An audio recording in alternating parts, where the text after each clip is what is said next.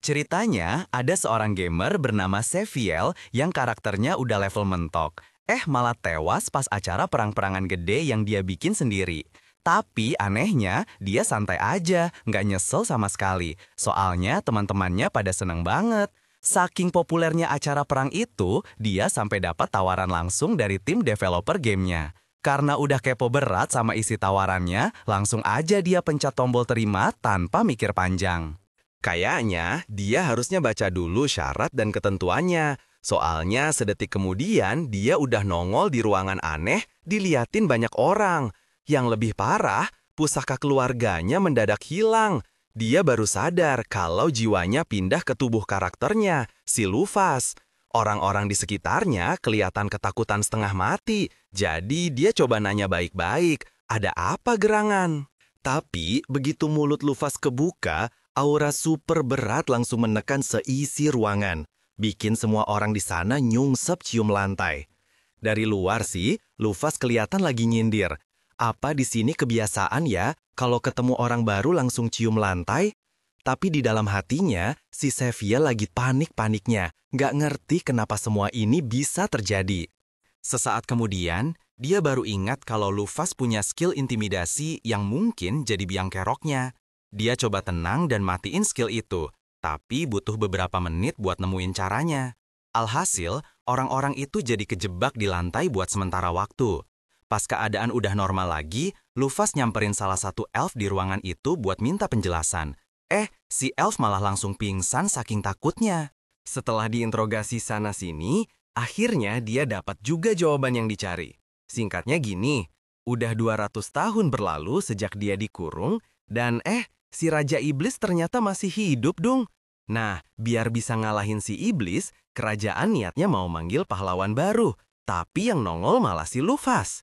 Ini artinya, si Seviel beneran keisep masuk ke dunia game. Dan bukannya panik, dia malah girang banget. Tapi dia cepat sadar, pasti serem banget berada di dekatnya selagi dia ada di dalam tubuh Lufas. Jadi mendingan dia cepat pergi dari situ sebelum ada yang jantungan. Tiba-tiba Lufas angkat bicara, bilang ke semua orang kalau dia paham kenapa mereka pada cemas, soalnya dulu dia emang hampir menguasai dunia. Tapi dia ngeyakinin mereka kalau masa-masa penaklukannya udah lewat, jadi mereka nggak usah khawatir. Walaupun begitu, dia juga sama sekali nggak minat jadi pahlawan baru buat mereka. Jadi dia bilang, anggap aja dia nggak pernah ada, dan panggil aja pahlawan lain atau gimana kek, soalnya dia nggak bakal tinggal di situ. Si Raja nanya dia mau kemana. Lufas jawab kalau dia cuma mau keliling-keliling nikmatin dunia ini, tapi dia janji bakal balik lagi kalau memang dibutuhkan. Lufas pun langsung terbang. Dan entah gimana caranya, Seviel ngerti banget cara kerja sayap Lufas, jadi dia bisa pakainya tanpa masalah. Dulu, Lufas itu karakter andalan Seviel pas game ini pertama rilis, dan berkat sistem unik di gamenya, semua tindakan pemain bisa resmi jadi bagian dari cerita dunianya. Jadi, dengan semua waktu dan uang yang Seville habiskan buat bikin Lufas jadi nomor 1 di papan peringkat, dia dikenal sebagai salah satu karakter paling mengerikan di dunia ini. Dia sebenarnya bisa aja terus jadi yang teratas selamanya, tapi itu bakal ngebosenin banget. Makanya, dia bikin kesepakatan sama pemain-pemain top lainnya buat pecah kubu jadi faksi terang dan gelap, biar bisa perang total-totalan. Perang besar itu berakhir dengan kekalahan Lufas dan dia disegel di dimensi lain. Buat Seviel sih seru-seruan aja, tapi buat dunia ini semua itu beneran terjadi. Makanya Lufas ditakuti di mana-mana karena perbuatannya. Lucunya, selama Seviel dan teman-temannya asyik perang-perangan, mereka sama sekali lupa sama tujuan utama gamenya, ngebantai Raja Iblis. Jadilah si Ormas masih hidup sampai sekarang, sejak Lufas disegel. Tapi urusan itu nggak masuk daftar prioritas Lufas, jadi nanti aja diurusnya. Sekarang ini, dia cuma mau menikmati dunia game yang udah jadi kenyataan ini. Pemberhentian pertama Lufas adalah markas lamanya, dan pemandangannya benar-benar keren banget. Memang sih, kelihatannya agak nggak keurus setelah 200 tahun ditinggalin. Tapi tetap aja rasanya luar biasa bisa lihat langsung. Luffy duduk di singgasananya, dan Seviel mulai bernostalgia, ingat masa-masa seru bareng teman-temannya di tempat ini.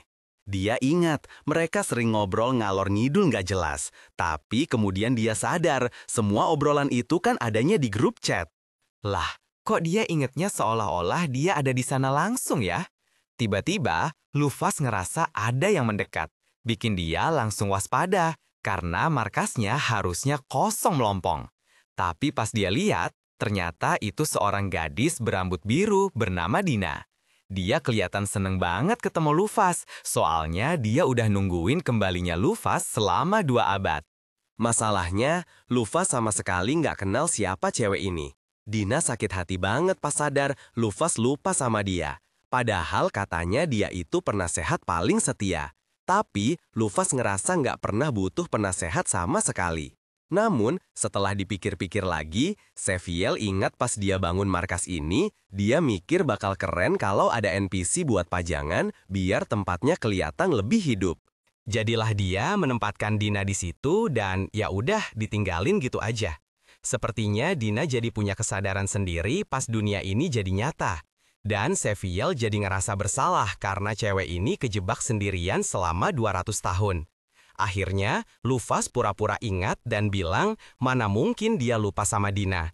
Dia berterima kasih ke Dina karena udah jagain markas selama dia pergi. Dan Dina senangnya bukan main dengar kata-kata manis dari Luffy. Oke, lupakan soal itu. Karena waktu udah lama berlalu, Luffy jadi ketinggalan berita soal keadaan dunia sekarang. Jadi, dia minta Dina buat ngasih les singkat sejarah biar dia nggak kuper-kuper amat. Dina bilang dia bakal dengan senang hati ngejelasin semua yang dia tahu.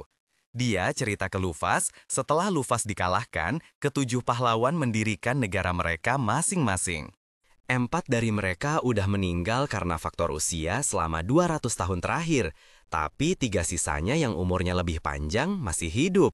Seviel jadi penasaran, apa para pahlawan di dunia ini beneran masih teman-temannya, atau mereka udah jadi NPC biasa?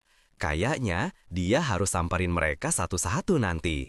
Selanjutnya, Dina ngejelasin kalau Raja Iblis Ormah masih hidup, dan itu semua gara-gara ketujuh pahlawan gagal ngalahin dia setelah mereka nyegel Luffy. Kabar lainnya, kata Dina, 12 bintang surgawi bawahan Luffy juga masih ada, meskipun sebagian besar udah pada mencar. 12 bintang surgawi ini adalah sekumpulan monster NPC langka dan kuat yang dikoleksi Seviel karena dia pikir keren aja punya pasukan jenderal elit pribadi. Luffy nanya ke Dina soal kabar terbaru dari para bintangnya. Dina jawab dia tahu lokasi 6 dari mereka, tapi 2 di antaranya kayaknya malah gabung sama pasukan iblis buat balas dendam ke para pahlawan yang nyegel Luffy.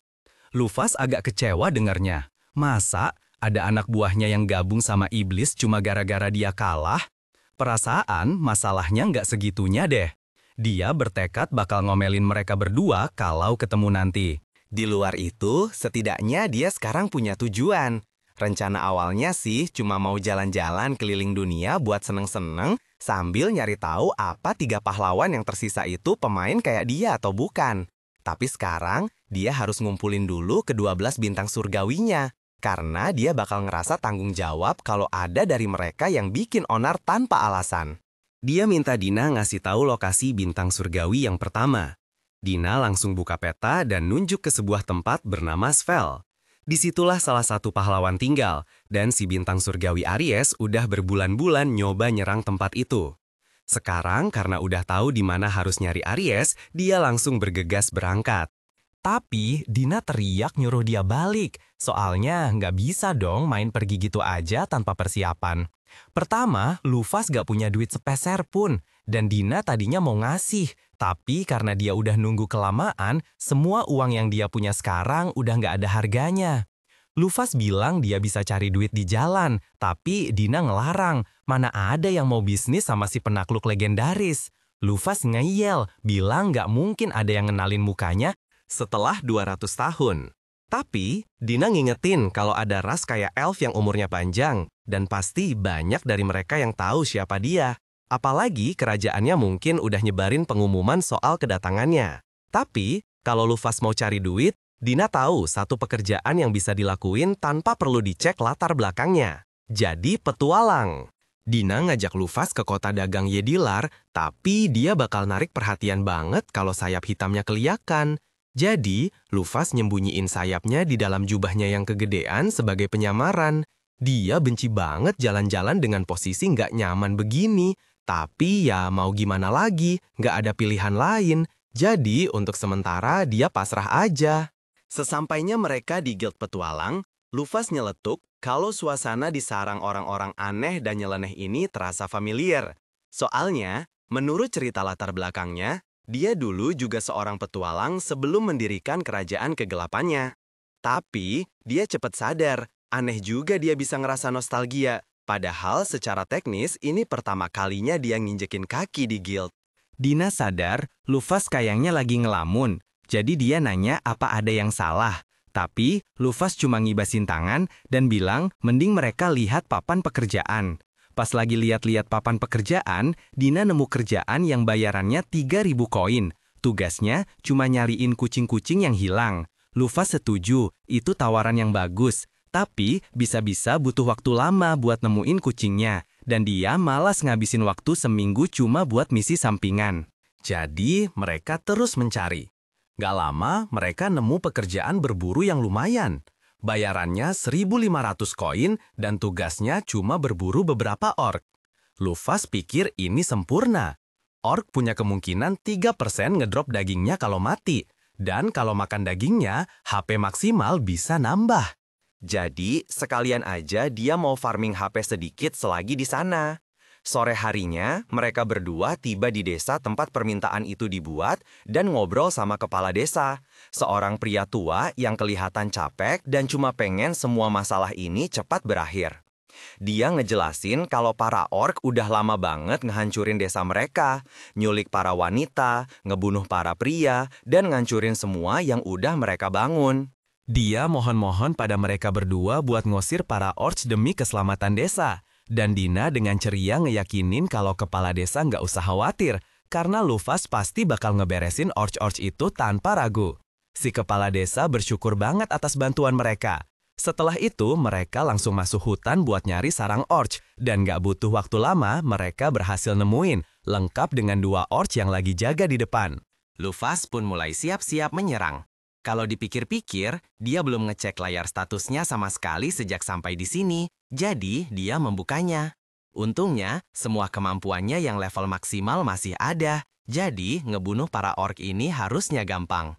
Tapi dia nggak yakin apa mentalnya udah siap, soalnya ngebunuh makhluk ini di layar game sama di kehidupan nyata itu beda banget. Dia mengaktifkan salah satu kemampuannya dan menciptakan selusin pedang di sisinya sebelum meluncurkannya lurus ke arah para orc. Pemandangan setelahnya benar-benar menjijikan. Tapi anehnya, Lufas merasa sangat tenang. Beberapa saat kemudian, seisi sarang orc sadar ada penyusup. Jadi mereka semua keluar dan mengepung Lufas dalam sekejap. Mereka juga punya orc super gede sebagai pemimpinnya, jadi petualang biasa pasti bakal kerepotan. Tapi pas mereka mulai nyerang Lufas, gerakan mereka semua lambat banget. Kayak lagi slow motion. Perbedaan kekuatannya jauh banget, sampai Lufas sadar dia mungkin nggak perlu lagi bikin pedang buat ngadepin mereka. Jadi dia menonaktifkan skillnya dan mulai menebas kepala para orc dengan kecepatan super. Dia saking cepatnya, sampai si pemimpin orc nggak sadar apa yang terjadi. Yang dia lihat cuma kepala anak buahnya berterbangan dari badan mereka. Lufas kemudian berhenti dan natap si orc gede, seolah bilang, "Heh, pasukanmu udah kubantai semua, kamu mau apa?" Si orc ngamuk, nyoba ngehancurin Lufas ke tanah, tapi jelas dia salah lawan. Soalnya Lufas itu ibarat bencana berjalan, dan si orc cuma kerikil di jalannya. Nggak bohong, yang Lufas lakukan ke Raja Orc itu cuma nonjok kepalanya pelan-pelan, dan sedetik kemudian kepalanya langsung bolong. Emang dia itu terlalu kuat.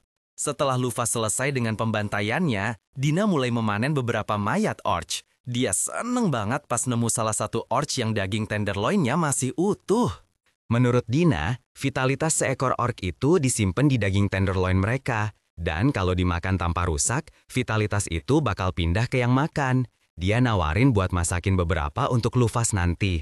Terus, dia bikin beberapa portal dan nyimpen mayat-mayat itu.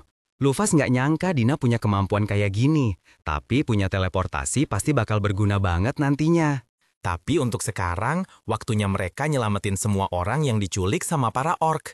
Yang bikin Dina kaget, setelah semua wanita dikeluarin, ternyata mereka semua kelihatan sehat walafiat.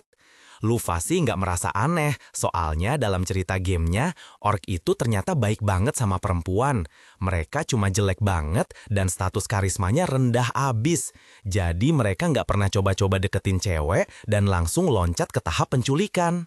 Dina kaget setengah mati dengernya. Dia nggak bisa bayangin monster sejelek itu bisa jadi gentleman. Tapi terlepas dari gimana mereka memperlakukan tawanannya, itu nggak ngubah fakta kalau mereka tetap nyulik para wanita. Jadi, Lufas menciptakan kepalan batu raksasa dan menghancurkan gua itu buat mastiin nggak ada yang selamat. Dina nanya ke Lufas apa dia mau Dina hapus ingatan para gadis itu, karena dia nggak mau mereka harus ingat muka jelek orc yang nyulik mereka. Tapi reaksi jujur Lufas adalah, kenapa kamu santai banget nawarin hapus ingatan, seolah-olah itu hal biasa? Dia nanya ke Dina apa beneran dia bisa ngapus ingatan seseorang.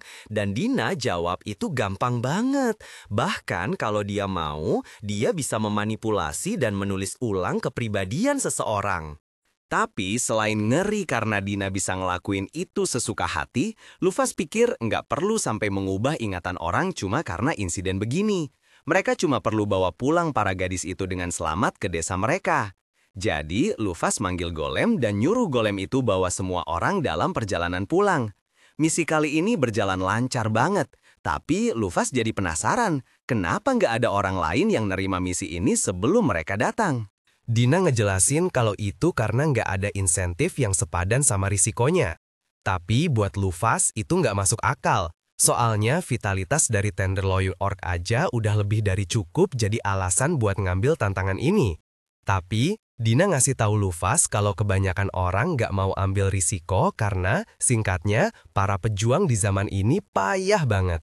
Contohnya, kata Dina, negara yang manggil Lufas itu namanya Kerajaan Pedang, dan dia mau Lufas nebak level pendekar terkuat di kerajaan itu. Karena dia petarung terkuat mereka, Lufas ngira orang itu pasti sekuat dirinya. Tapi dia kaget bukan main pas dikasih tahu kalau pendekar pedang terbaik kerajaan itu cuma level 120. Ini nggak masuk akal. Soalnya dia tahu pasti ada banyak banget orang yang mencapai level 1000 bareng dia di game. Tapi Dina ngingetin kalau mereka semua itu orang dari zaman dulu. Dan sejujurnya mereka itu para pemain yang paling niat. Realistisnya, buat mencapai level 1001, orang harus bertarung terus-menerus. Setiap detik, setiap hari. Dan mendedikasikan seluruh hidupnya buat jadi lebih kuat. Dan orang-orang di generasi ini prosta nggak bisa ngelakuin itu. Setidaknya nggak tanpa mati duluan. Lufas sekarang ngerti kenapa bakal susah buat orang-orang di dunia ini mencapai level maksimal. Buat dia, ini kan cuma game, jadi wajar aja kalau dia nge-grind level sebanyak mungkin. Tapi buat orang-orang di dunia ini satu-satunya hidup mereka, jadi mereka nggak mau menyia-nyiakannya. Lufas dan Dina akhirnya sampai kembali di desa, dan semua penduduk desa seneng banget bisa kumpul lagi satu sama lain. Para wanita sangat berterima kasih pada Lufas karena udah bawa mereka pulang, dan Lufas senang melihat mereka semua bahagia. Tapi kalau mereka tahu identitas aslinya, mungkin mereka nggak bakal seceria itu. Kepala desa lalu ngasih Lufas dan Dina hadiah yang udah disepakati, dan setelah dicek, Dina mastiin semuanya ada di sana, jadi mereka siap buat pergi. Tapi sebelum mereka pergi, kepala desa nanya ke Lufas apa beneran nggak apa-apa kalau desanya nyimpen golemnya. Lufas bilang dia nggak keberatan ninggalin golem itu, jadi mereka pakai aja sebagai penjaga buat ngelindungin desa kalau ada orc lain yang muncul suatu hari nanti. Kepala desa tersentuh banget sama kebaikan Lufas sampai dia ngira Lufas itu utusan dewa. Tapi tebakannya jauh banget dari kenyataan. Lufas memutuskan sudah waktunya pergi. Tapi sebelum itu, para penduduk desa minta dia setidaknya kasih tahu namanya, biar mereka tahu harus manggil penyelamat mereka siapa. Tanpa pikir panjang, Luffy hampir aja ngungkapin identitasnya, tapi Dina langsung motong dan ngasih nama palsu ke penduduk desa. Luffy kesel banget Dina motong omongannya. Tapi kan mereka udah bahas ini sebelumnya. Kalau sampai ada yang tahu identitas asli Luffy, bakal terjadi kepanikan massal. Dan itu nggak boleh terjadi. Karena mereka udah dapat cukup uang buat biaya perjalanan, nggak ada lagi yang bisa ngehalangin mereka buat langsung ke Svel. Tapi Luffy nggak bisa senang-senang amat, soalnya satu-satunya alasan mereka ke sana adalah buat ngentiin salah satu dari 12 bintangnya, Aries, yang terus-terusan nyerang kota itu. Dia juga perlu mastiin apa para pahlawan yang masih hidup itu beneran mantan teman-temannya atau bukan. Jadi perhentian pertamanya adalah ketemu sama Megress. Pas mereka deketin kota, Luffy mulai sadar ada banyak cahaya cantik yang melayang di sekitar mereka. Dia nanya ke Dina itu apa, dan Dina ngejelasin kalau itu serpihan-serpihan mana yang melayang karena tanah di sini subur banget. Katanya, itu pertanda mereka udah deket sama negara Svel, dan faktanya, Dina udah bisa lihat kotanya dari sini. Dia kelihatan seneng banget bisa sampai di sini, tapi Luffy nggak ngerti apa hebatnya. Soalnya, menurut dia itu cuma kelihatan kayak kota air biasa. Mereka turun ke gerbang depan, dan di sana seorang penjaga teriak, siapapun yang mau masuk Svel harus siapin paspor. Luffy nggak nyangka mereka butuh paspor buat masuk kota, jadi dia mulai khawatir mereka nggak bakal bisa masuk. Tapi Dina sama sekali nggak cemas, karena dia punya skill yang pas banget buat situasi ini, pemalsuan dokumen. Dia santai aja jalan ke penjaga, dan nunjukin 2 paspor yang baru dia bikin, buat dirinya dan Luffy. Setelah dicek, si penjaga yakin itu paspor asli, dan ngizinin mereka berdua masuk kota. Sambil jalan-jalan di kota, Dina ngejelasin ke Luffy kalau kota Swivel ini didirikan oleh elf bijaksana bernama Megress dan terkenal banget karena punya banyak pengetahuan sihir. Daerah ini juga kaya akan mana, jadi banyak penyihir dan sarjana datang ke sini berharap bisa ningkatin ilmu sihir mereka. Dina nanya apa tujuan mereka di kota hari ini. Luffy jawab, pertama dia mau nemuin Megress, soalnya banyak banget yang mau dia omongin sama dia. Dina langsung panik dengar itu, karena dia pikir Luffy mau nyerbu kastil Megress. Tapi Luffy ngeyakinin kalau ini cuma kunjungan damai. Lagian, Aris udah bikin banyak masalah yang nggak perlu buat Megress, jadi dia tetap harus minta maaf. Tapi sebelum itu, Luffy bilang dia mau ke perpustakaan dulu, soalnya masih banyak banget sejarah dunia ini yang dia nggak tahu.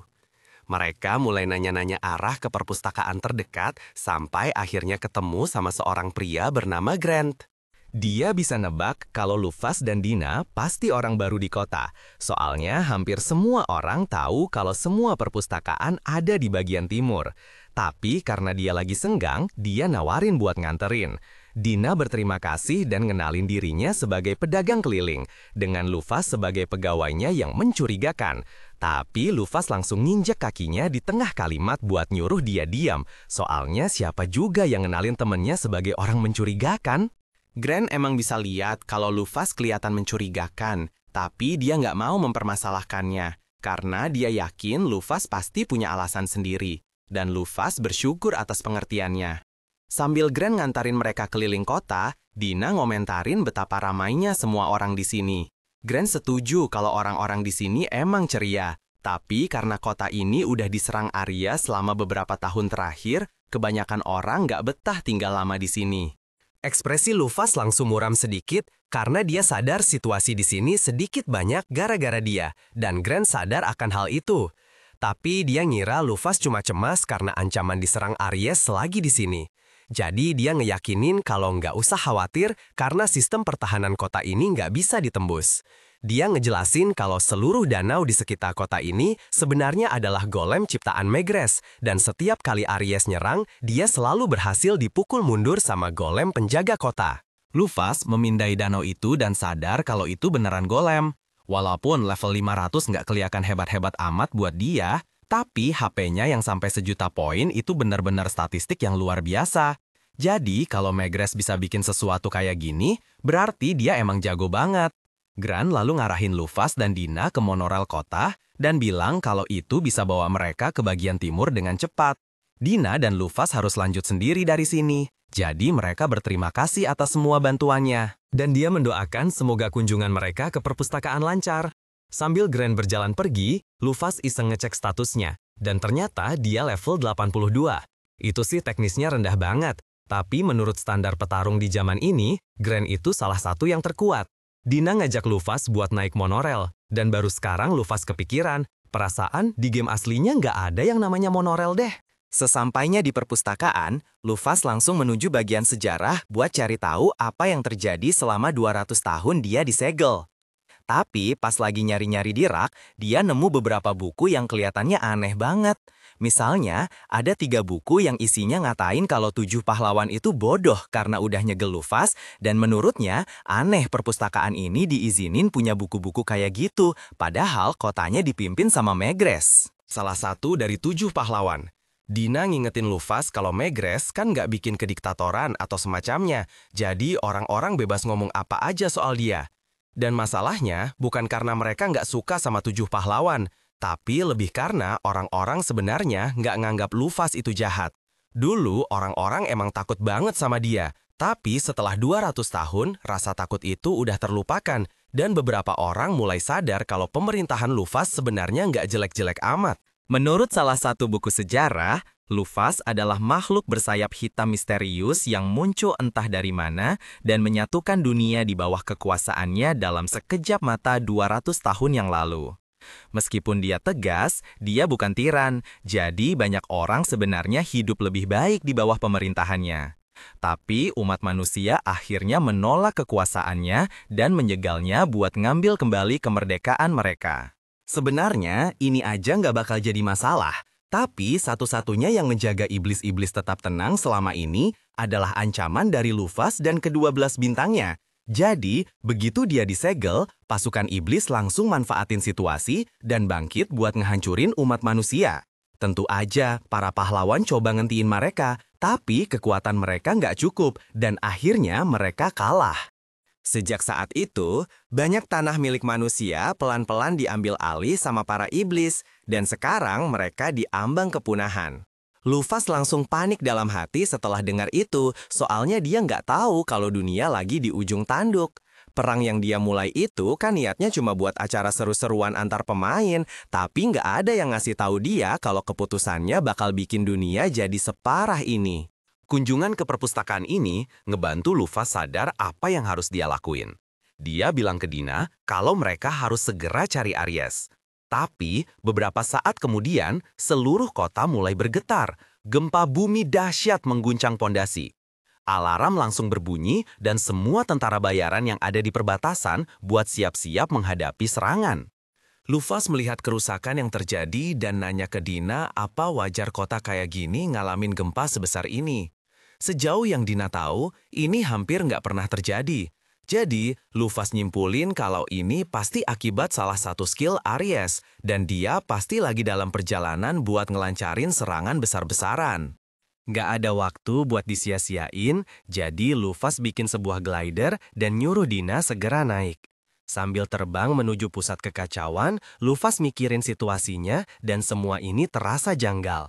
Dia tahu Aries itu monster domba yang nggak berbahaya, dan bukan sifatnya buat nyerang sebuah negara berulang-ulang kayak gini. Jadi dia penasaran, apa ini semua beneran cuma karena dia disegel? Dan lagi, dia juga heran, kenapa dia punya ingatan tentang Aries, padahal di game dia nggak pernah berinteraksi sama sekali dengannya. Tapi yang paling penting sekarang adalah ngentiin dia. Jadi urusan ingatannya bisa dipikirin nanti. Dulu, waktu Aries masih domba kecil, dia lagi keluyuran sendirian di hutan dan nggak sengaja ketemu Lufas. Dia kaget lihat ada domba pelangi di sini. Soalnya itu monster legendaris yang katanya cuma lahir sekali setiap 500 tahun.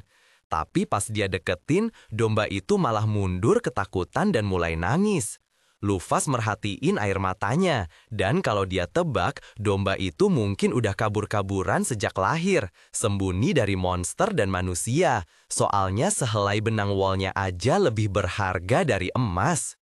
Dia nggak nyangkal kalau si domba punya alasan bagus buat nangis, tapi dia nanya, apa gunanya nangis terus-terusan?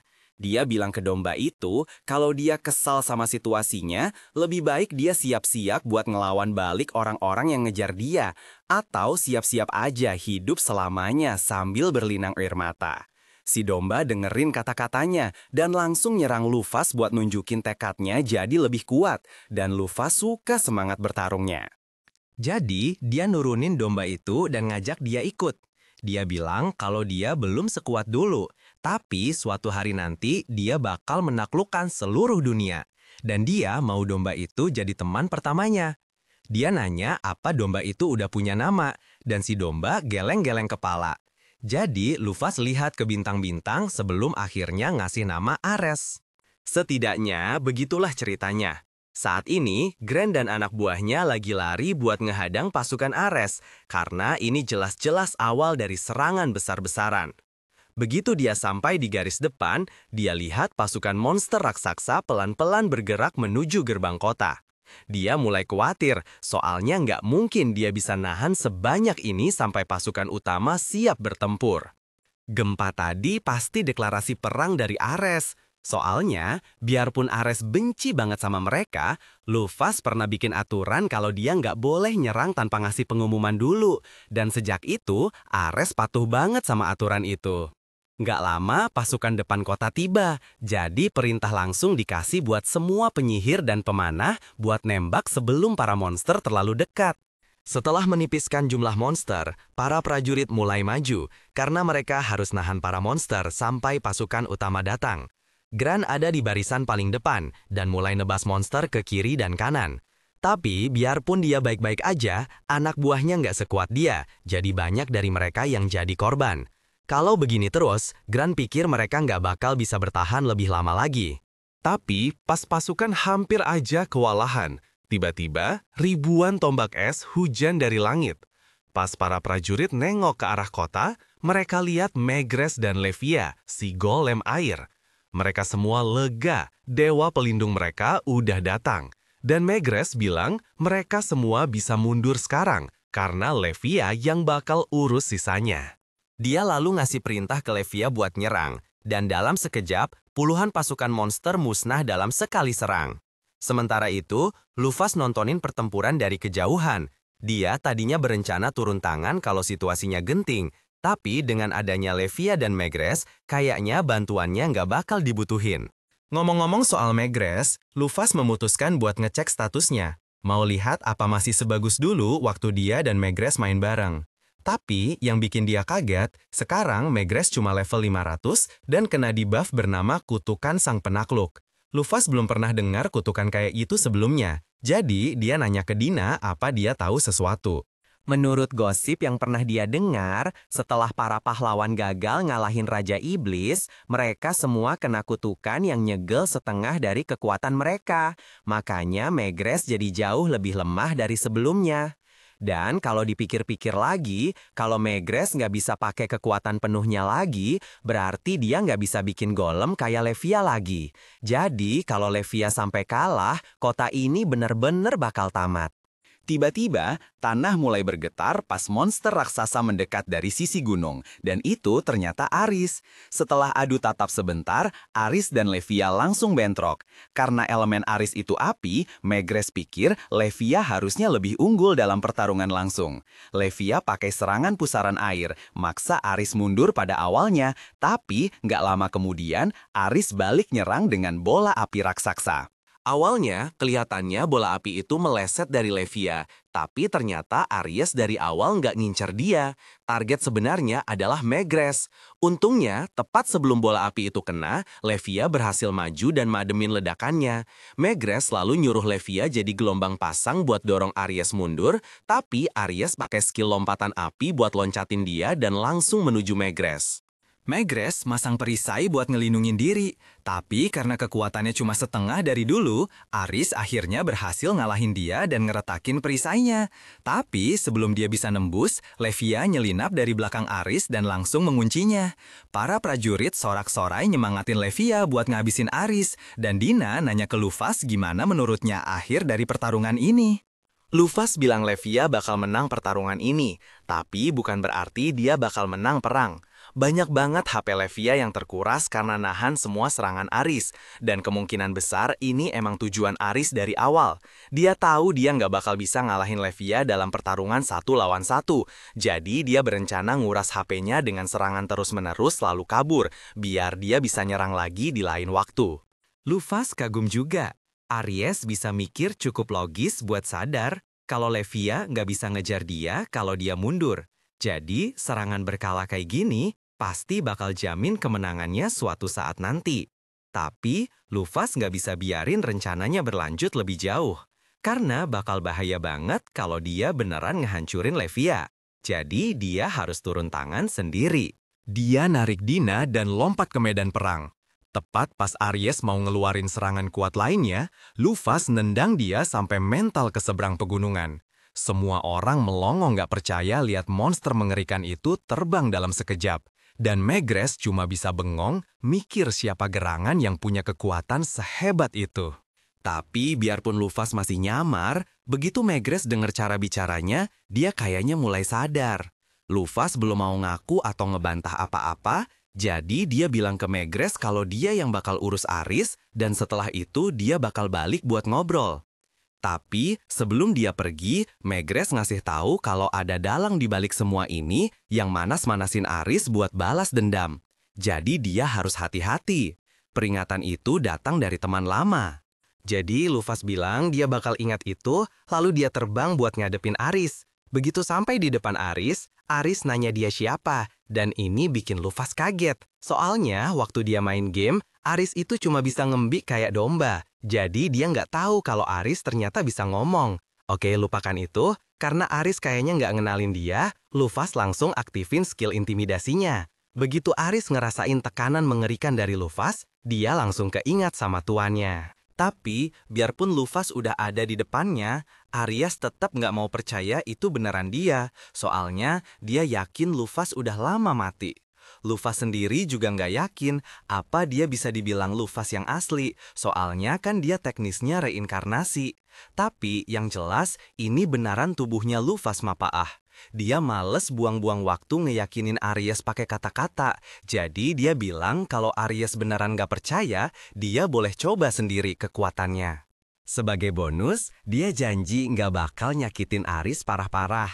Aries ragu sejenak. Soalnya cewek di depannya ini emang mirip banget sama Lufas. Tapi dia ngeyakinin dirinya sendiri kalau ini pasti palsu, karena nggak mungkin tuannya bisa kembali. Dia siap-siap nyerang dengan kekuatan penuh, dan Lufas mulai semangat. Soalnya ini pertama kalinya dia bakal ngelawan monster yang harusnya cukup kuat buat nahan serangannya. Jadi ini bakal jadi pertarungan sungguhannya yang pertama. Ares maju nyerang Lufas dengan kekuatan penuh. Tapi setelah berhasil dorong Lufas mundur beberapa ratus meter, Lufas dengan gampang nahan serangannya pakai satu tangan dan bilang kalau Ares emang udah jadi lebih kuat dibanding 200 tahun yang lalu. Ares terus-terusan coba dorong Lufas, tapi Lufas nggak gerak sedikit pun. Malah dia nyebut Ares imut karena udah berusaha keras. Sebagai hadiah atas usahanya, Lufas bilang dia bakal ngasih pelukan. Detik berikutnya, Aries udah diangkat dari tanah pakai kepalanya. Lufas lalu ngelempar dia tinggi-tinggi ke udara. Tapi ini belum selesai. Dia terbang ngejar Aries dan begitu sampai di atasnya, dia bilang, "Aku bakal elus-elus kamu sedikit ya." Lufas kemudian nonjok Aries dengan kekuatan setara truk 10 ton, bikin dia jatuh ke tanah. Tapi sebelum mendarat, Lufas terbang ke bawahnya dan memutuskan buat ngelus dagunya juga. Jadi Aries mental lagi ke udara. Orang-orang nonton pemandangan itu dengan kaget dan diam 1000 bahasa. Soalnya mereka belum pernah lihat pertunjukan kekuatan sedahsyat ini. Akhirnya, Lufas ngebanting Aries ke tanah bikin dia kelihatan mengenaskan. Tapi dia masih belum kelar. Aries mulai terbakar dengan api biru terang. Dan Lufas nebak ini pasti serangan terkuatnya. Jadi dia nyuruh Aries buat nyerang pakai semua kekuatannya. Aries melesat maju dengan kecepatan luar biasa, dan dengan senyum lebar di wajahnya, Lufas maju buat mencegahnya, menghasilkan ledakan dahsyat yang bisa dilihat dari berkilo-kilometer. Pas debunya udah hilang, kelihatan kalau Lufas sekali lagi nahan serangan Aries cuma pakai telapak tangannya. Terus dia nyentil Aries sampai mental ke bebatuan. Dia nanya ke Aris apa dia masih ragu kalau dia Lufas yang asli. Tapi tiba-tiba Aris lompat dari reruntuhan dan berubah jadi wujud manusianya buat minta maaf ke Lufas atas kelakuan bodohnya. Lufas kaget pada awalnya karena dia tahu Aries punya wujud manusia, tapi dia nggak ingat pernah ngedesain wujud manusianya jadi femboy. Tapi setelah dipikir-pikir, dia ingat pernah ngobrol di grup chat sama teman-temannya buat ngasih desain femboy ke Aries sebagai lelucon, dan dia setuju-setuju aja. 20 menit kemudian, Aries akhirnya berhenti nangis sambil minta maaf. Lufas lalu ngeliat layar status Aries dan levelnya masih sama kayak waktu Lufas mainin gamenya. Tapi kemampuannya udah ningkat lumayan jauh dan itu pasti hasil kerja keras Aries selama 200 tahun terakhir. Dia bilang ke Aries kalau dia lagi dalam misi buat ngumpulin lagi ke-12 bintang surgawinya. Dan Aries adalah perhentian pertamanya, jadi dia nggak terima penolakan. Aries seneng banget Lufas nyamperin dia duluan, dan dia setuju buat gabung lagi sama misinya. Tapi dia punya beberapa pertanyaan dulu. Misalnya, siapa itu cewek berambut biru di belakang sana? Dina nggak percaya Aris beneran nggak inget dia. Jadi dia lari nyamperin Aris, natap matanya, dan ngingetin kalau dia itu udah ada di sisi Lufas selama ini. Tiba-tiba, Aries keingat samar-samar sama Dina yang berdiri di samping singgasana Lufas. Tapi mengingat Dina punya kekuatan ngubah ingatan, aku jadi curiga nih. Seingat Aries, Dina itu literally nggak pernah gerak dari tempat itu. Jadi dia ngira Dina itu cuma perabotan. Dia kaget pas tahu ternyata Dina bisa ngomong. Denger Aries manggil dia perabotan bikin Dina kesel banget. Jadi dia mojok dan mulai ngambek. Lufas ketawa kecil, soalnya dia sendiri awalnya juga nggak tahu siapa Dina. Tapi Dina udah banyak ngebantu sejak Lufas datang, jadi dia minta Aris buat nggak ngejek Dina keterlaluan. Lufas nanya ke Aris kenapa dia nyoba nyerang kota.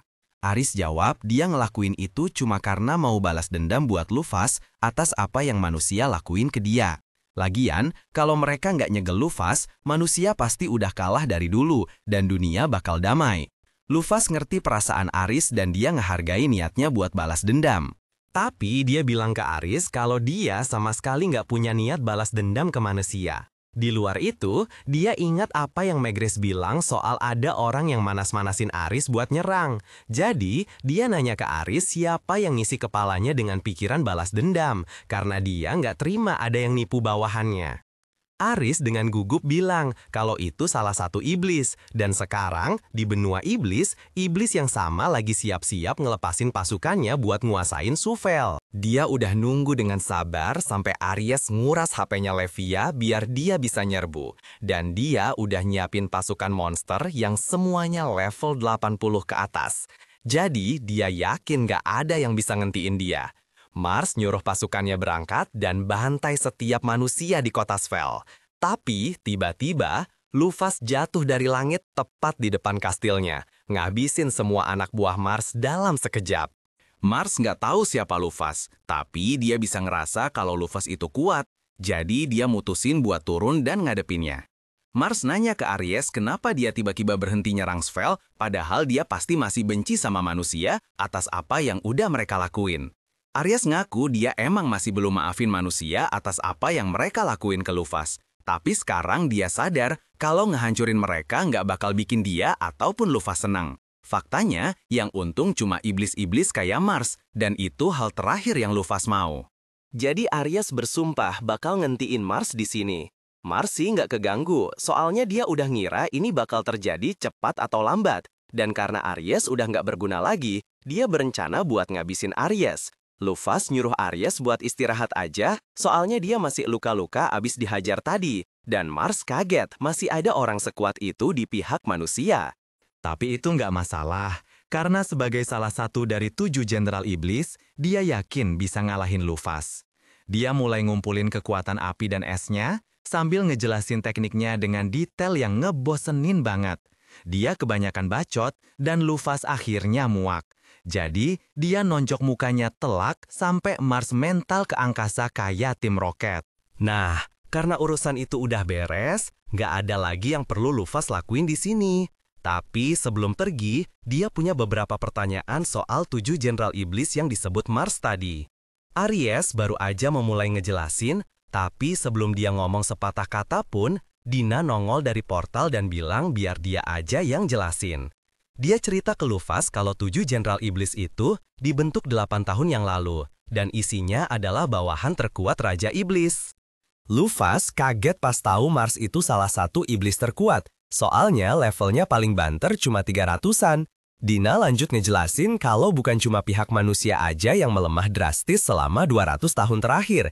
Biarpun para pahlawan kena kutukan dan jadi lemah banget, mereka berhasil ngabisin hampir semua bawahan Raja Iblis yang benar-benar kuat. Jadi, yang levelnya setara Luffy sekarang cuma Raja Iblis sendiri dan anaknya. Tiba-tiba, Eri sadar kalau Luffy ternyata nggak ngebunuh monster-monster pas dia mendarat tadi. Jadi, dia nanya, apa Luffy berencana ngebiarin mereka hidup? Dan Luffy mengiyakan.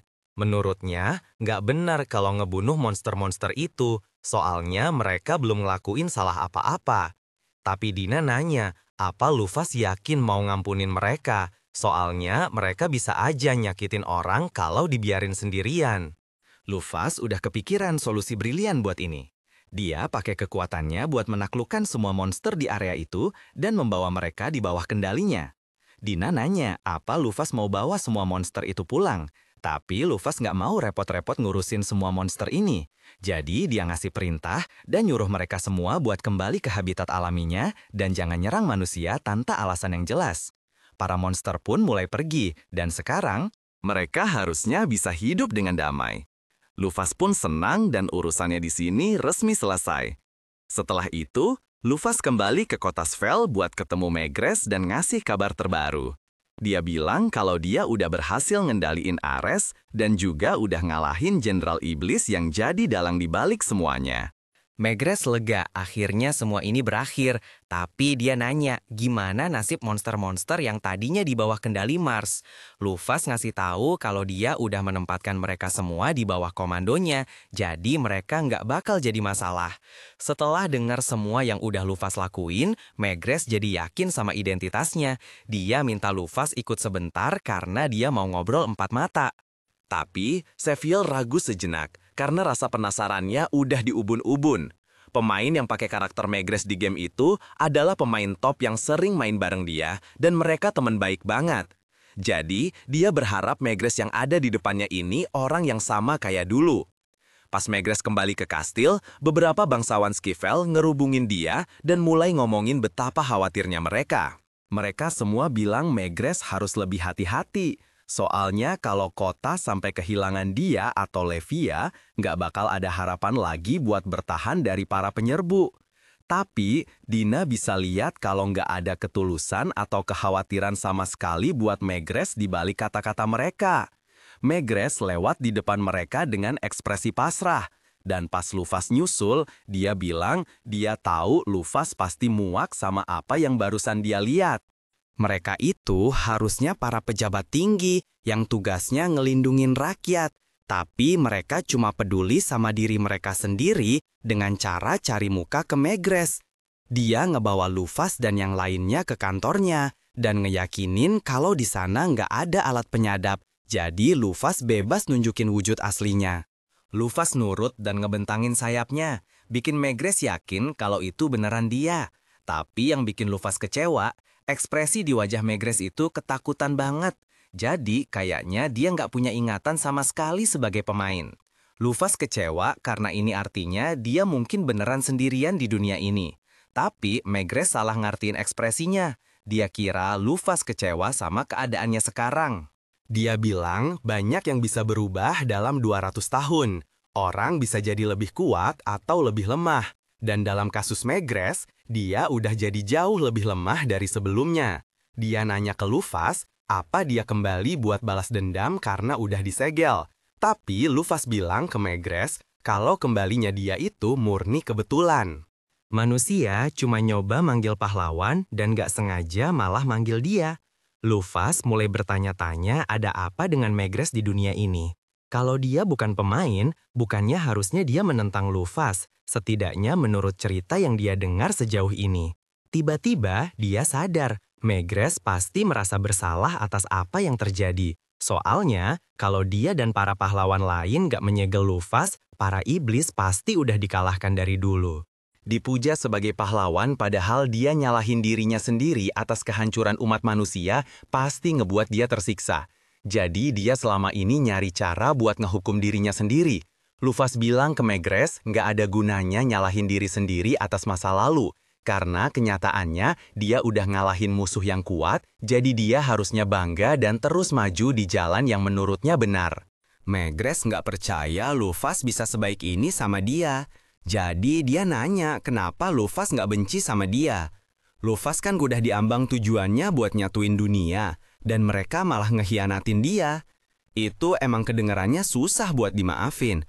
Tapi sejauh yang Seville rasain, dia nggak punya rasa benci atau dendam sama sekali ke Megrez. Soalnya pertarungan itu kan cuma terjadi di dalam game, jadi dia nggak pernah ngalamin langsung. Dia nggak tahu gimana perasaan Luffy waktu itu, tapi dia mau ngasih jawaban yang pas. Jadi dia bilang ke Megrez, kalau Megrez dan yang lain milih buat memberontak, itu salahnya sendiri karena jadi penguasa yang nggak becus. Megrez coba ngebantah, bilang dia tetap pantas dihukum. Tapi pas dia lihat ke atas dan ngelihat wajah Luffy yang tulus memaafkan, Luffy bilang dia harus berhenti nyalahin diri sendiri. Apapun yang terjadi, dia adalah pahlawan negara ini. Jadi, dia harus berdiri dengan bangga. Megrez ngerti maksudnya, tapi Luffy bisa aja milih kata-kata yang lebih baik. Mengingat kursi rodanya, dia nggak bakal bisa banyak berdiri. Megrez jadi teringat masa lalu, waktu dia, Luffy dan Alliot masih sahabat baik, dan dia keingat betapa senengnya dia dulu. Jadi, dia janji bakal ngikutin nasihat Luffy. Setelah itu, Luffy pakai sihirnya buat mulihin HP Levia yang hilang, dan Megrez berterima kasih atas bantuannya. Soalnya, dengan keadaannya sekarang, dia nggak bakal bisa ngelakuin itu sendiri. Levia lalu kembali ke air dan Luffy minta maaf atas masalah yang disebabin Aris. Tapi Aris masih dendam sama Megrez, jadi dia bilang dia nggak mau minta maaf.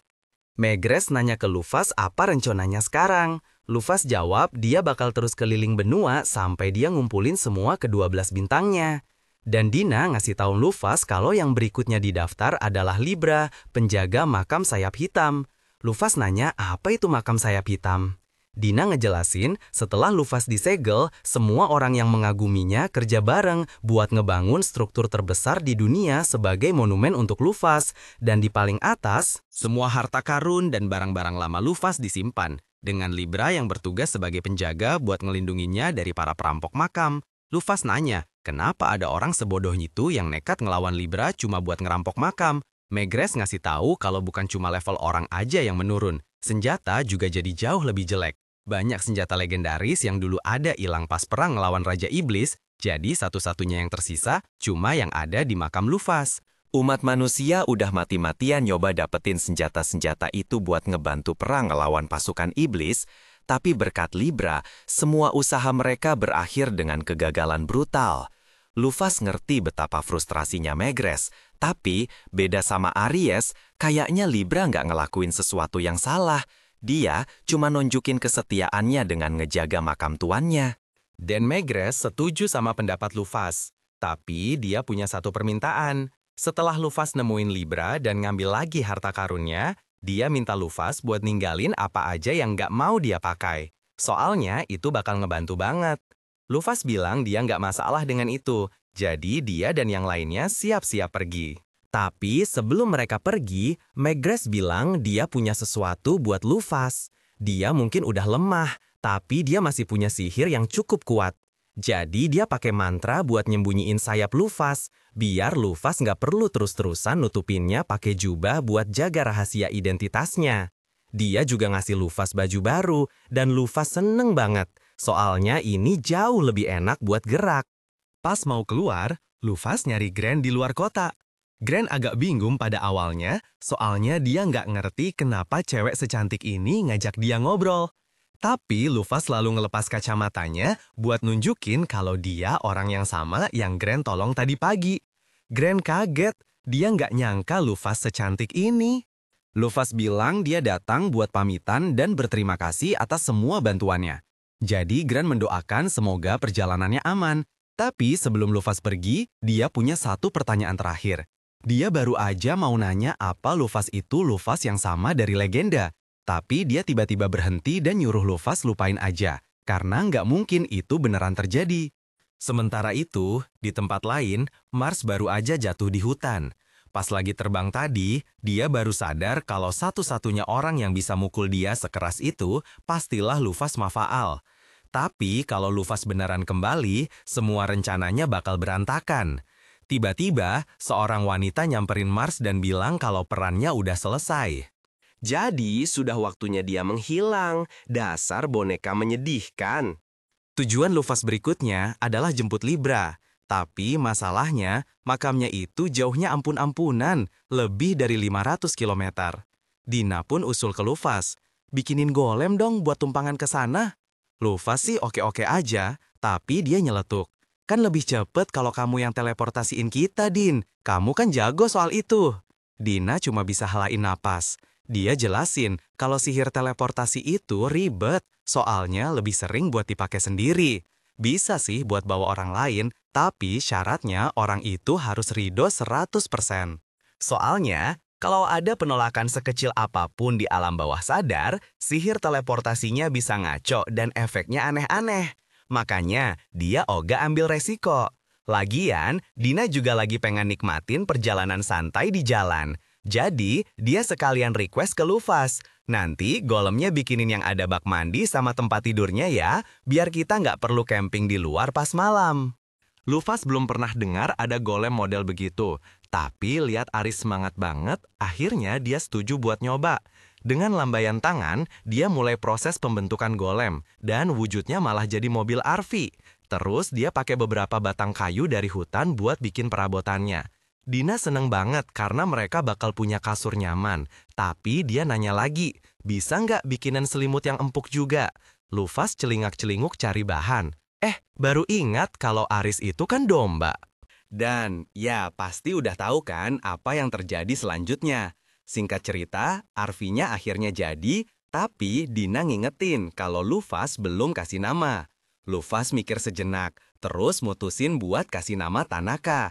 Anehnya, RV ini malah punya iklan promosinya sendiri. Setelah jalan beberapa lama, hari mulai gelap. Dina usul buat berhenti dan istirahat, yang disetujui Lufas. Tapi begitu mereka turun, hidung Dina mencium sesuatu. Dan setelah diselidiki, ternyata ada sumber air panas alami. Mata Dina langsung berbinar-binar, soalnya dia udah ngebet banget pengen mandi. Lufas malah bingung, ngapain heboh? Di RV kan udah ada bak mandi. Tapi, kata Dina, sensasi berendam di sumber air panas alami itu jauh lebih mantap. Tanpa basa-basi, dia langsung narik tangan Aris buat ngajak nyebur bareng saat itu juga. Tapi Aris langsung ngerem. Walau penampilanku begini, aku ini cowok loh, jadi tunggu giliran ya. Omongan Aris barusan bikin Lufas sadar, walau fisiknya cewek, jiwanya kan masih cowok juga. Pikiran mandi bareng Dina jadi terasa canggung banget. Tapi nggak mungkin juga kan dia jelasin situasinya. Jadi dia milih buat berdiri madep pohon aja sampai Dina selesai buka baju dan masuk ke air. Begitu Dina udah di dalam air, dia langsung mendesah lega. Katanya, nggak ada yang lebih nikmat dari berendam di pemandian terbuka setelah seharian jalan. Dia pun ngajak Lufas buat ikutan masuk. Lufas sempat kepikiran buat cari-cari alasan, tapi ya udahlah, percuma juga. Akhirnya dia nurut, buka baju, dan siap-siap masuk ke pemandian. Tapi sebelum kakinya nyentuh air, Dina nyeletuk. Lufas, nggak sopan tahu masuk pemandian rambutnya digerai gitu. Nanti rontok kemana-mana, kan kasihan yang mau pakai setelah kita. Lufas setuju kalau rambutnya memang harus diikat. Dan Dina nawarin diri buat bantu ngiketin, sambil siap-siap keluar dari air. Masalahnya, Dina kan nggak pakai handuk. Lufas merasa nggak enak kalau harus lihat badan Dina, jadi dia bilang, udah kamu di situ aja, biar aku yang nyamperin. Setelah Lufas masuk ke air, Dina bantuin ngiket rambutnya biar nggak ada yang rontok. Cuma satu yang nggak bisa diapa-apain, yaitu bulu sayap Lufas yang suka rontok kalau kena air panas. Lufas minta maaf soal bulu-bulu sayapnya yang rontok, tapi kata Dina nggak masalah. Lagian, Lufas kan jarang banget punya kesempatan buat ngerentangin sayapnya kayak gini. Jadi, mending dinikmatin aja selagi bisa. Waktu mereka berdua lagi asyik berendam, Luffy jadi merhatiin badan Dina lekat-lekat, sampai akhirnya dia sadar akan satu hal yang bikin galau. Di kehidupan sebelumnya, Luffy emang bukan cowok mesum akut, tapi tetap aja dia itu ahlinya. Anehnya, sekarang, meskipun dia lagi mandangin badan Dina, dia nggak ngerasain apa-apa sama sekali. Dina sadar Luffy lagi ngelamun, tapi sebelum sempat nanya, matanya malah tertuju ke sekelompok kodok aneh di atas batu. Dia langsung colek Luffy. "Luffy, lihat deh." Luffy nggak ngerti apa istimewanya kodok-kodok itu. Dina pun jelasin kalau kodok ini punya sifat unik. Yang hijau itu jantan, yang pink itu betina. Nah, kalau jumlah jantan lebih banyak dari betina, kodok-kodok jantan itu bakal berantem buat nentuin siapa yang berhak ngawinin si betina. Setelah pemenangnya ditentuin, 2 kodok jantan yang tersisa bakal sweet dan yang kalah bakal berubah jadi kodok betina dan harus pasrah dikawinin sama yang menang. Luffy jadi kepikiran, jangan-jangan setelah jadi cewek begini, seleranya ikut berubah juga. Tapi dia langsung buang jauh-jauh pikiran itu. Ogah banget dia harus jadi pihak yang diterima. Dina lihat Luffy kayak lagi banyak pikiran, jadi dia nanya ada apa. Luffy cuma bilang nggak ada apa-apa, terus ngajak udahan mandinya. Beberapa menit kemudian, mereka balik ke Arvi dan bilang ke Aries kalau sumber air panasnya udah kosong. Aries pun keluar pakai handuk sambil ngikat rambutnya, siap buat berendam santai. Keesokan harinya, rombongan ini sampai di makam Luffy. Luffy kaget banget lihat makamnya yang super besar. Dan lebih kaget lagi karena di sekelilingnya ada kota. Kata Dina, gara-gara banyak petualang yang coba carah makam buat ngambil harta Luffy, para pedagang jadi ngumpul di situ buat jualan perlengkapan ke mereka. Lama-lama makin banyak orang datang, sampai akhirnya jadi desa, dan sekarang makam Luffy udah kayak tempat wisata. Luffy merasa ini menarik. Semua bisa terjadi cuma dalam 200 tahun, dan dia nggak masalah tempat itu jadi objek wisata. Beda sama Aris, dia murka banget karena merasa orang-orang ini nggak sopan sama Luffy. Dia bilang udah siap buat ngeratain tempat itu, tapi Luffy langsung nenangin dia, bilang jangan ada yang mati cuma gara-gara masalah sepele. Untuk sekarang, Luffy ngajak buat langsung masuk ke dalam makam. Tapi pas mereka dekatin pintu masuk, mereka ketemu sekelompok petualang yang kelihatan cemas. Katanya, ada tim pengintai yang dikirim masuk 2 bulan lalu buat bikin peta area baru. Tapi sampai sekarang belum ada kabar.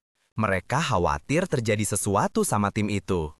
Dengar cerita itu, Luffy jadi makin pengen cepet-cepet masuk dan nemuin Libra. Soalnya, dia nggak mau ada orang lain lagi yang celaka di tempat ini. Para petualang itu lihat Luffy mau masuk dan langsung ngelarang. Jangan masuk sekarang, bahaya. Soalnya, tim pengintai mereka yang isinya 50 petualang terkuat di negeri itu aja bisa hilang. Apalagi rombongan yang cuma bertiga. Luffy berterima kasih atas perhatian mereka, tapi dia yakin kalau dirinya lebih dari sanggup buat ngatasin apapun yang ada di dalam. Luffy dan yang lain pun masuk ke dalam dungeon. Waktu lagi jalan di terowongan, Aris tiba-tiba berhenti karena ngerasain ada yang mendekat. Gak lama, salah satu golem buatan Luffy yang dulu diproduksi massal buat perang 200 tahun lalu muncul dari kegelapan. Dina jelaskan kalau golem sisa perang memang banyak yang ditinggal setelah Luffy disegel. Golem-golem itu jadi penjaga makam dan bakal nyerang siapapun yang masuk. Tapi, kata Dina, nggak perlu khawatir, soalnya dia nggak merasakan niat jahat dari golem itu. Golem jenis ini emang dibuat biar bisa bedain kawan dan lawan. Jelas, golem itu masih ngenalin Luffy dan Aris, jadi mereka aman. Tapi giliran lihat Dina, golem itu langsung nyerang. Aries dan Luffy nebak mungkin golem itu lupa sama Dina, sama kayak mereka berdua di awal. Tapi Luffy nggak mau Dina kenapa-napa, jadi dia mutusin buat hancurin golem itu. Sebelum sempat, rombongan petualang yang tadi nongol lagi dan langsung maju buat nyelamatin Dina. Nama party mereka adalah Hawkeye, dan mereka ngikutin Luffy karena khawatir. Serangan mereka lumayan terkoordinasi, jadi mereka berhasil bikin golemnya sibuk. Tapi masalahnya, level golem itu 150, sementara level mereka paling mentok di 50-an, jadi serangan mereka nggak ada rasanya sama sekali. Kalau sampai golem itu berhasil mukul sekali aja, mereka bisa langsung KO. Dan Lufas nggak mau itu terjadi. Dia pun nyuruh Aris buat bantuin. Aris langsung setuju dengan semangat, lari ngelewatin para petualang, dan nonjok si golem pakai tinju api sampai mental ke belakang. Satu pukulan itu udah cukup buat bikin golemnya tamat. Begitu debunya hilang, si pemimpin yang bernama Jan nyamperin Aries dengan antusias dan nanya gimana caranya dia bisa ngeluarin serangan sekeren itu. Aries jadi salah tingkah karena Jan nanyanya dekat banget. Lufas pun maju ke tengah-tengah dan nyuruh Jan buat lebih santai. Jan minta maaf karena terlalu dekat dan karena partinya malah jadi beban, padahal niatnya mau nolongin. Jan ngenalin diri sebagai seorang warrior. Nick sebagai light warrior, dan Richard sebagai heavy warrior. Lufas sampai nggak habis pikir, kok bisa satu tim isinya warrior semua, kecuali si Shu yang ternyata seorang pemanah. Karena lagi kenalan, Lufas ngenalin dirinya sebagai petualang kelas ranger tingkat tinggi. Giliran Dina dan Aris, mereka bingung mau bilang apa. Akhirnya, mereka ngaku sebagai ranger juga. Jan langsung pasang muka khawatir karena menurutnya komposisi party Lufas jauh lebih aneh daripada timnya. Jan nawarin diri buat nemenin party Lufas sebagai tim pendukung. Lufas baru aja mau nolak, tapi Dina keburu nyamber. Wah, boleh banget tuh, biar makin rame. Jan dan yang lain senang banget mendengarnya. Waktu mereka mulai jalan bareng, Dina dengan muka ceria ngejelasin ke Lufas kalau mereka bisa manfaatin para petualang itu buat mempermudah jalan, setidaknya sampai salah satu dari mereka kena jebakan dan mati atau semacamnya. Dengar Dina ngomong begitu sambil senyum, Lufas baru sadar kalau temannya ini agak-agak psikopat. Tapi ya sudahlah, nggak ada salahnya juga ngebiarin party Hokkai ikut, toh mereka kelihatannya orang baik. Lufas mutusin buat ngebantu mereka sebisa mungkin tanpa bikin curiga, setidaknya sampai mereka sampai di puncak dan nemuin Libra. Sementara itu, di puncak piramida, tim pengintai yang hilang berbulan-bulan lalu akhirnya sampai di ujung tangga. Mereka bersumpah akan mendapatkan gudang senjata itu demi kemanusiaan dan rekan-rekan mereka yang gugur. Tapi, begitu sampai di lantai puncak, mereka langsung disambut oleh Libra. Dia ngasih perintah tegas, "Pergi dari sini dalam 10 detik atau kalian semua akan kuhabisi." Para petualang coba negosiasi. Bilang mereka butuh banget senjata itu buat lawan iblis. Tapi Libra nggak peduli sama sekali. Begitu hitungan mundur selesai, dia langsung mengaktifkan Brachium, mengurung para petualang itu di dalam gelembung bersamanya. Sementara itu, Lufas mulai menyesal membiarkan para petualang itu ikut. Soalnya, mereka ini benar-benar cuma jadi beban. Dan parahnya lagi, mereka bahkan tidak sadar betapa lemahnya mereka. Setiap kali mereka bertemu golem, mereka selalu dihajar habis-habisan, dan akhirnya Lufas terpaksa memerintahkan golem itu untuk berhenti agar para petualang ini tidak mati konyol. Tapi mereka malah benar-benar percaya kalau merekalah yang mengalahkan golem-golem itu, dan Lufas khawatir kalau dia malah memberi mereka kepercayaan diri yang palsu. Rombongan itu akhirnya sampai di hadapan golem penjaga terakhir, dan yang satu ini jauh lebih tangguh dari yang lain. Levelnya saja tinggi banget, sampai 600. Lufas tahu para petualang itu pasti bakal langsung remuk begitu masuk dalam jangkauan serangannya. Jadi, dia menyuruh mereka semua untuk mundur sementara, dia maju sendirian untuk menghadapinya. Para petualang itu mencoba melarangnya, bilang kalau terlalu berbahaya melawan monster seperti itu sendirian. Tapi Dina menenangkan mereka dan berkata kalau Lufas sudah punya rencana. Akhirnya mereka semua setuju untuk menunggu.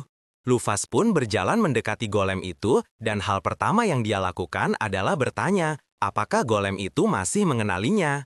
Golem itu kelihatannya bereaksi melihat wajah Lufas, tapi tetap saja akhirnya menyerangnya. Mau tak mau, Lufas pun harus membela diri. Dia pun menebas golem itu menjadi 2 dalam sekali tebasan. Setelah itu, dia mulai berjalan menuju tangga, tapi saat dia hendak pergi, golem itu memanggil namanya dan berkata, "Selamat datang kembali." Lufas berterima kasih padanya karena telah bekerja keras melindungi tempat itu selama 200 tahun terakhir. Tapi, tugasnya sekarang sudah berakhir, jadi golem itu akhirnya bisa beristirahat. Golem itu pun tampak senang karena tugasnya telah usai, lalu menonaktifkan dirinya untuk selamanya. Setelah itu, Lufas mulai menaiki tangga untuk menghadapi Libra. Para petualang mencoba menghentikannya karena mereka pikir terlalu beresiko melawan Libra sendirian. Jadi mereka ingin ikut bersamanya. Akan tetapi, Lufas sudah muak mengasuh mereka, jadi dia menegaskan kalau mereka akan mati seketika jika Libra memutuskan untuk menyerang. Jadi tidak ada harapan bagi mereka untuk bisa bertahan hidup. Para petualang itu tidak bisa membantah perkataannya. Tapi sebelum Lufas pergi, mereka bertanya siapa dia sebenarnya. Mereka sadar betul kalau mereka bukanlah kelompok yang paling cerdas, tapi tidak perlu jadi seorang jenius untuk menyadari kalau satu-satunya alasan mereka bisa sampai sejauh ini adalah karena Lufas selalu turun tangan untuk menyelamatkan mereka. Belum lagi fakta bahwa dia bisa menghancurkan salah satu golem hanya dengan satu serangan. Jadi, tidak mungkin dia hanyalah seorang ranger biasa. Lufas terdiam sejenak, bingung harus berkata apa, tapi kemudian dia memberitahu mereka bahwa dia tidak berniat menjawab pertanyaan mereka dan langsung naik ke atas tanpa berkata apa-apa lagi. Dina dan Aries memberitahu Lufas bahwa mereka akan menunggu di bawah sampai dia kembali, karena mereka berdua juga tidak akan sanggup menghadapi Brachium milik Libra. Jadi, Lufas akan menangani ini sendirian. Sambil menaiki tangga, Lufas merenung kenapa dia merasakan kesedihan yang tulus saat menghancurkan golem tadi, meskipun itu adalah salah satu ciptaan Lufas sendiri. Walaupun masuk akal bagi karakter Lufas untuk peduli, bagi Safle, golem itu hanyalah sekumpulan piksel di layar, jadi seharusnya dia tidak punya ikatan emosional apapun. Dia sadar pasti ada yang salah dengan pikirannya sampai bisa merasakan hal seperti ini. Tapi sekarang bukan waktunya untuk mengkhawatirkan itu, karena pertama-tama dia harus membereskan Libra. Lufas akhirnya sampai di lantai puncak dan di sana dia menemukan Libra yang sudah menunggu untuk mencegatnya sebagai penyusup terbaru. Libra memerintahkan Lufas untuk pergi dalam waktu 10 detik atau akan menghadapi tindakan permusuhan. Tapi Lufas malah melepas kacamatanya dan melebarkan sayapnya untuk menunjukkan identitasnya. Setelah melihat Lufas dengan jelas, Libra menghentikan hitungan mundurnya dan mulai mencoba memproses apa yang dia lihat. Karena dia tidak percaya Lufas benar-benar telah kembali. Dia memastikan bahwa orang yang berdiri di depannya terlihat persis seperti Lufas dan bahkan memiliki kecocokan genetik 99% dengan Lufas. Tapi dia masih sulit menerimanya karena secara statistik mustahil bagi Lufas untuk selamat dari pertempuran melawan para pahlawan. Dia mulai mengalami korsleting karena ketidakcocokan logika ini. Dan Lufas mencoba memberitahunya untuk tidak terlalu memikirkannya demi prosesornya. Tapi Libra sudah cukup rusak, jadi Lufas berkata dia akan mendekat untuk melakukan perbaikan. Nah, mendengar ini, protokol pertahanan Libra langsung aktif. Dan karena dia belum mengakui Lufas sebagai tuannya, dia memberitahu Lufas bahwa jika dia maju satu langkah lagi, dia terpaksa akan menggunakan kekerasan. Namun, Lufas tidak berhenti bergerak, dan dia malah bertanya pada Libra, "Memangnya kamu mau apa?" Libra menganggap gerakan tiba-tiba Lufas sebagai tindakan permusuhan, sehingga sistem pertahanannya aktif, menyalakan brachiumnya, dan menciptakan ruang udara yang luas untuk bertarung.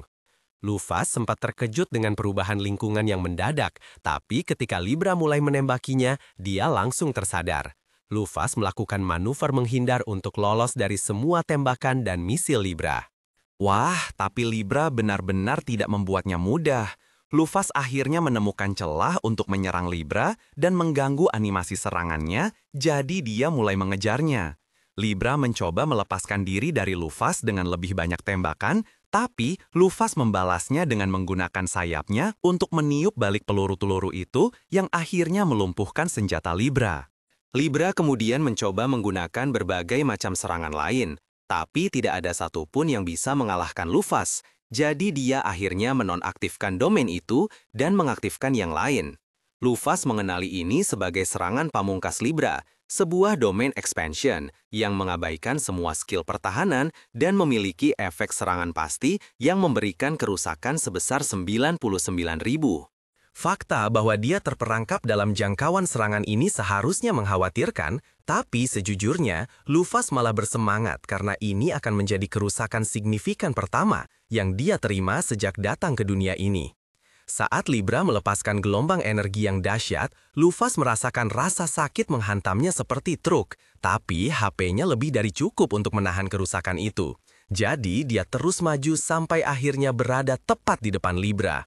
Libra kemudian mencoba menembakkan laser ke wajah Lufas, tapi Lufas berhasil menghindar.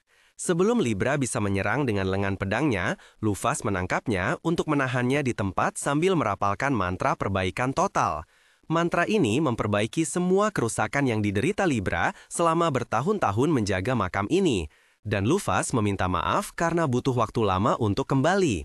Dengan unit logikanya yang kembali berfungsi, Libra dapat memastikan bahwa orang di depannya memang benar tuannya. Jadi tidak ada lagi alasan baginya untuk menjaga makam ini. Dia pun menonaktifkan dirinya untuk tidur yang sangat dia butuhkan. Lufas lega karena berhasil memulihkan Libra tanpa banyak kesulitan. Tapi sekarang dia bingung bagaimana cara menjelaskan ini kepada para petualang tanpa mengungkapkan identitas aslinya.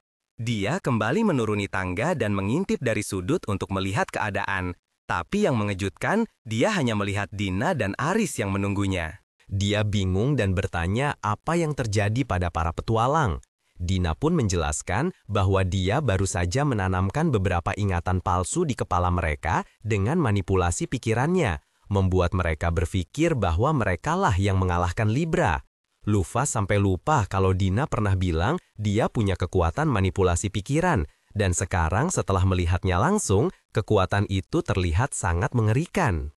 Dina menjelaskan bahwa dia membuat mereka berpikir Libra sudah terluka parah sebelum mereka tiba, jadi mereka bisa mengalahkannya dan mengklaim kemenangan. Dengan cara ini, tidak akan ada yang bertanya terlalu banyak, tapi Lufas merasa ini terlalu kebetulan. Jadi dia bertanya pada Dina, apakah dia sudah punya rencana ini sejak awal dia setuju untuk membiarkan mereka bergabung dalam misi. Dina tidak menyangkalnya, dan dengan senyum licik, dia berkata bahwa itulah satu-satunya alasan dia mau mentolerir gangguan seperti mereka. Lufas jadi merinding melihat betapa kejamnya Dina. Tapi dia bersyukur mereka bukan musuh, karena Dina pasti akan sangat menakutkan untuk dihadapi. Karena urusan di bawah sini sudah beres, Dina menyarankan agar mereka pergi ke ruang harta karun dan mengumpulkan semua barang yang akan mereka butuhkan begitu tiba di berangkas. Mereka semua terkagum-kagum dengan semua harta karun yang berkilauan di ruangan itu, terutama Lufas. Dia hampir tidak bisa diam, dan dia tidak mengerti kenapa. Tapi, Dina menunjukkan bahwa Lufas memang selalu menyukai barang-barang berkilauan. Itulah sebabnya dia menimbun begitu banyak harta karun, dan dia cenderung sedikit menggila dalam situasi seperti ini. Jadi, Dina meminta Aries untuk membantunya memilih barang-barang yang berguna, sementara Lufas teralihkan oleh semua emas. Lufas mencoba membantah bahwa dia sangat mampu mengendalikan diri di sekitar emas, tapi tangannya sudah penuh dengan tumpukan emas. Jadi, dia tidak bisa dipercaya untuk memilih barang-barang penting. Beberapa saat kemudian, Dina dan Aris selesai mengumpulkan semua barang yang mereka butuhkan. Dan sisa barang di sini hanyalah tumpukan senjata tua atau emas yang tidak berguna. Jadi, meninggalkannya seharusnya tidak menjadi masalah. Tapi sebelum mereka pergi, Dina meminta Lufas untuk mengumpulkan golem-golem di area itu agar bisa diteleportasi kembali ke markas. Dan Lufas dengan senang hati membantunya. Tapi kemudian dia sadar bahwa yang Dina maksud adalah semua golem. Jadi dia terpaksa menghabiskan beberapa jam berikutnya menjelajahi makam raksasa ini hanya untuk memastikan dia benar-benar mengumpulkan semuanya. Setelah itu, Dina menteleportasi semua golem, dan karena tidak ada lagi yang bisa mereka lakukan di sini, dia menyarankan agar mereka segera pergi.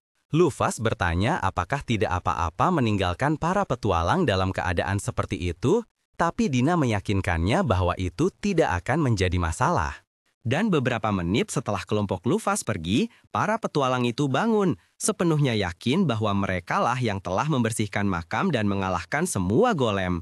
Sementara itu, di luar hutan, Lufas dan yang lainnya telah kembali ke RV. Tapi sebelum mereka melanjutkan perjalanan, Dina merapihkan pakaian Libra dan mendudukkannya di atas tunggul pohon agar Lufas bisa berbicara dengannya. Lufas berjalan ke arah Libra dan memberinya perintah untuk menyala. Dia pun terbangun. Hal pertama yang dia lakukan adalah menyapa Aris dan wanita asing di sampingnya. Dia kemudian meminta maaf kepada Lufas atas semua masalah yang telah dia sebabkan. Tapi sebelum Lufas bisa menjawab, Dina menyela dan berkata dia tidak percaya Libra tidak mengenalinya. Lufas terkekeh dan memberitahu Libra bahwa Dina adalah penasihatnya. Dan Libra terkejut mendengarnya karena bank memorinya sama sekali tidak memiliki data tentang Dina. Dina mendekatkan wajahnya ke Libra dan mencoba membuatnya mengingatnya. Tapi Libra masih yakin bahwa dia belum pernah melihat Dina sebelumnya. Namun, setelah melakukan pemeriksaan memori yang teliti, Libra menemukan beberapa file memori yang rusak yang mungkin berisi informasi tentang Dina.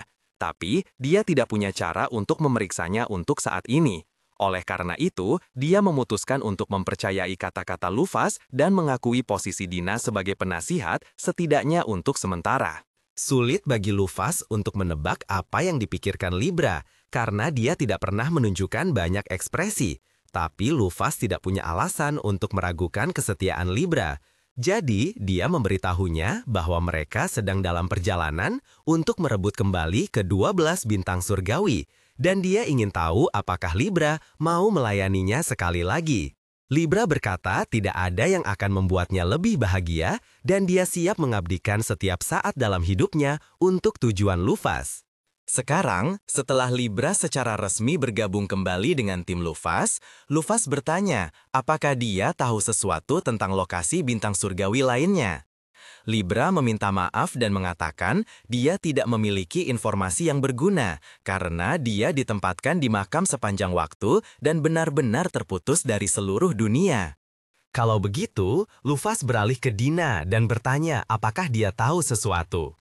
Dina dengan senang hati menjelaskan bahwa sekitar 2000 km dari sini ada sebuah desa kecil di kaki gunung tempat Parthenos diam-diam tinggal. Lufas terkejut mengetahui bahwa Parthenos memilih untuk tinggal di sebuah desa.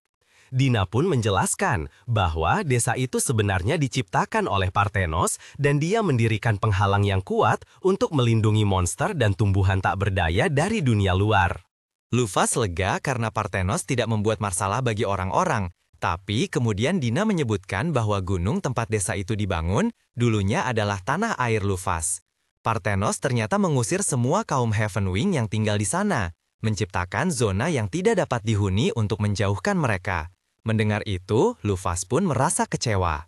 Dalam perjalanan pulang, Lufas sedang mengenang masa lalunya sebagai Sappho, tapi tiba-tiba ia tersadar oleh Dina yang menepuk bahunya. Dina bertanya apa yang terjadi, dan Lufas menjelaskan kalau ia hanya bermimpi. Mimpi itu terasa penting, tapi entah kenapa ia tidak bisa mengingatnya sama sekali. Akhirnya, ia memutuskan untuk fokus pada misinya saat ini. Lufas pun bertanya pada Dina, kira-kira berapa lama lagi mereka akan sampai di tujuan? Setelah berkendara cukup lama, seharusnya tempat itu sudah tidak jauh lagi. Tapi Aries punya beberapa pertanyaan, misalnya, jika Parthenos mengusir semua kaum Heavenwing dari Vanheim, lalu kemana mereka semua pergi? Dina menjelaskan bahwa kaum Heavenwing sekarang tinggal di Galahorn, sebuah negeri yang didirikan oleh salah satu dari 7 pahlawan, Merak Sang Raja Langit. Lufas merasa kalau ia tidak akan bisa akur dengan kaum Heavenwing lainnya. Mengingat latar belakang karakternya, itu sudah bisa ditebak. Tapi jika Merak ada di sana, ia harus memastikan apakah sang pahlawan itu masih mengingat sesuatu dari masa saat mereka bermain game bersama. Menjelang malam, rombongan itu akhirnya tiba di luar kota Galahorn.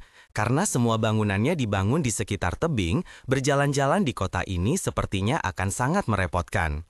Aries bertanya-tanya mengapa kota itu terbagi begitu jelas menjadi sisi hitam dan putih.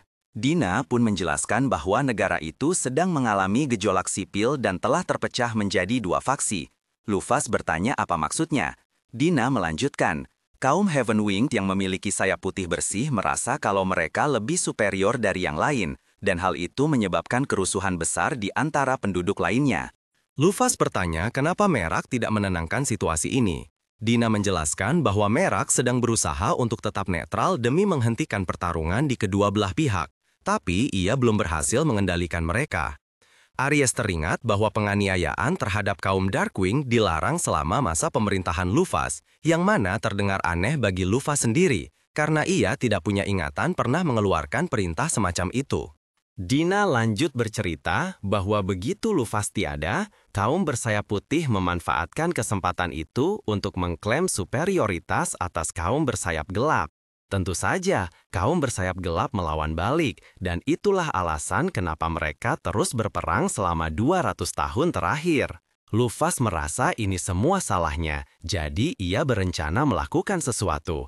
Tapi, karena rata-rata umur kaum Heavenwing lebih dari 1000 tahun, pasti banyak dari mereka yang pernah bertemu langsung dengan Lufas 200 tahun lalu, jadi mereka pasti akan mengenali wajahnya. Jika ia masuk ke kota dengan penampilan seperti ini, identitasnya bisa langsung terbongkar. Ia pun memutuskan untuk menutupi wajahnya dengan jubah untuk memastikan tidak ada yang mengenalinya. Ketika tiba waktunya untuk menaiki tangga, mereka semua sadar betapa repotnya untuk sampai ke atas, karena kota itu memang dibangun untuk mereka yang bisa terbang.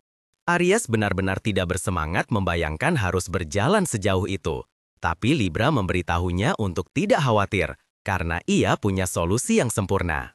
Ia mengaktifkan mode jet miliknya, dan sebelum Lufas sempat protes, ia langsung menyambar semua orang dan terbang menuju sisi gelap kota. Mereka semua tiba dengan selamat, tapi suara mesin jet di tengah malam buta seperti itu membangunkan semua kaum Darkwing di lingkungan sekitar. Mereka pun keluar untuk melihat keributan apa yang sedang terjadi. Lufas memarahi Libra karena membuat keributan di tengah malam, tapi Libra sama sekali tidak peduli dengan perasaan orang lain selain Lufas, jadi menurutnya tidak ada yang salah dengan tindakannya. Kerumunan warga masih sangat kebingungan, jadi Dina memperkenalkan diri sebagai pedagang bebas dan memberitahu semua orang bahwa mereka adalah rekan-rekannya. Lufas kemudian meminta maaf atas gangguan yang mereka timbulkan dan meyakinkan para penduduk bahwa hal ini tidak akan terjadi lagi. Orang-orang di sini tampaknya cukup ramah, dan salah satu dari mereka yang kebetulan memiliki penginapan mengundang Lufas dan yang lainnya untuk bermalam jika mereka masih mencari tempat tinggal. Lufas memutuskan untuk menerima tawarannya karena Aries kelihatannya sudah sangat lelah. Malamnya, saat Lufas berbaring di tempat tidur, ia mengalami mimpi buruk yang mengerikan. Itu adalah kilas balik dari latar belakang Lufas, di mana ia diperlakukan dengan sangat buruk oleh ayahnya.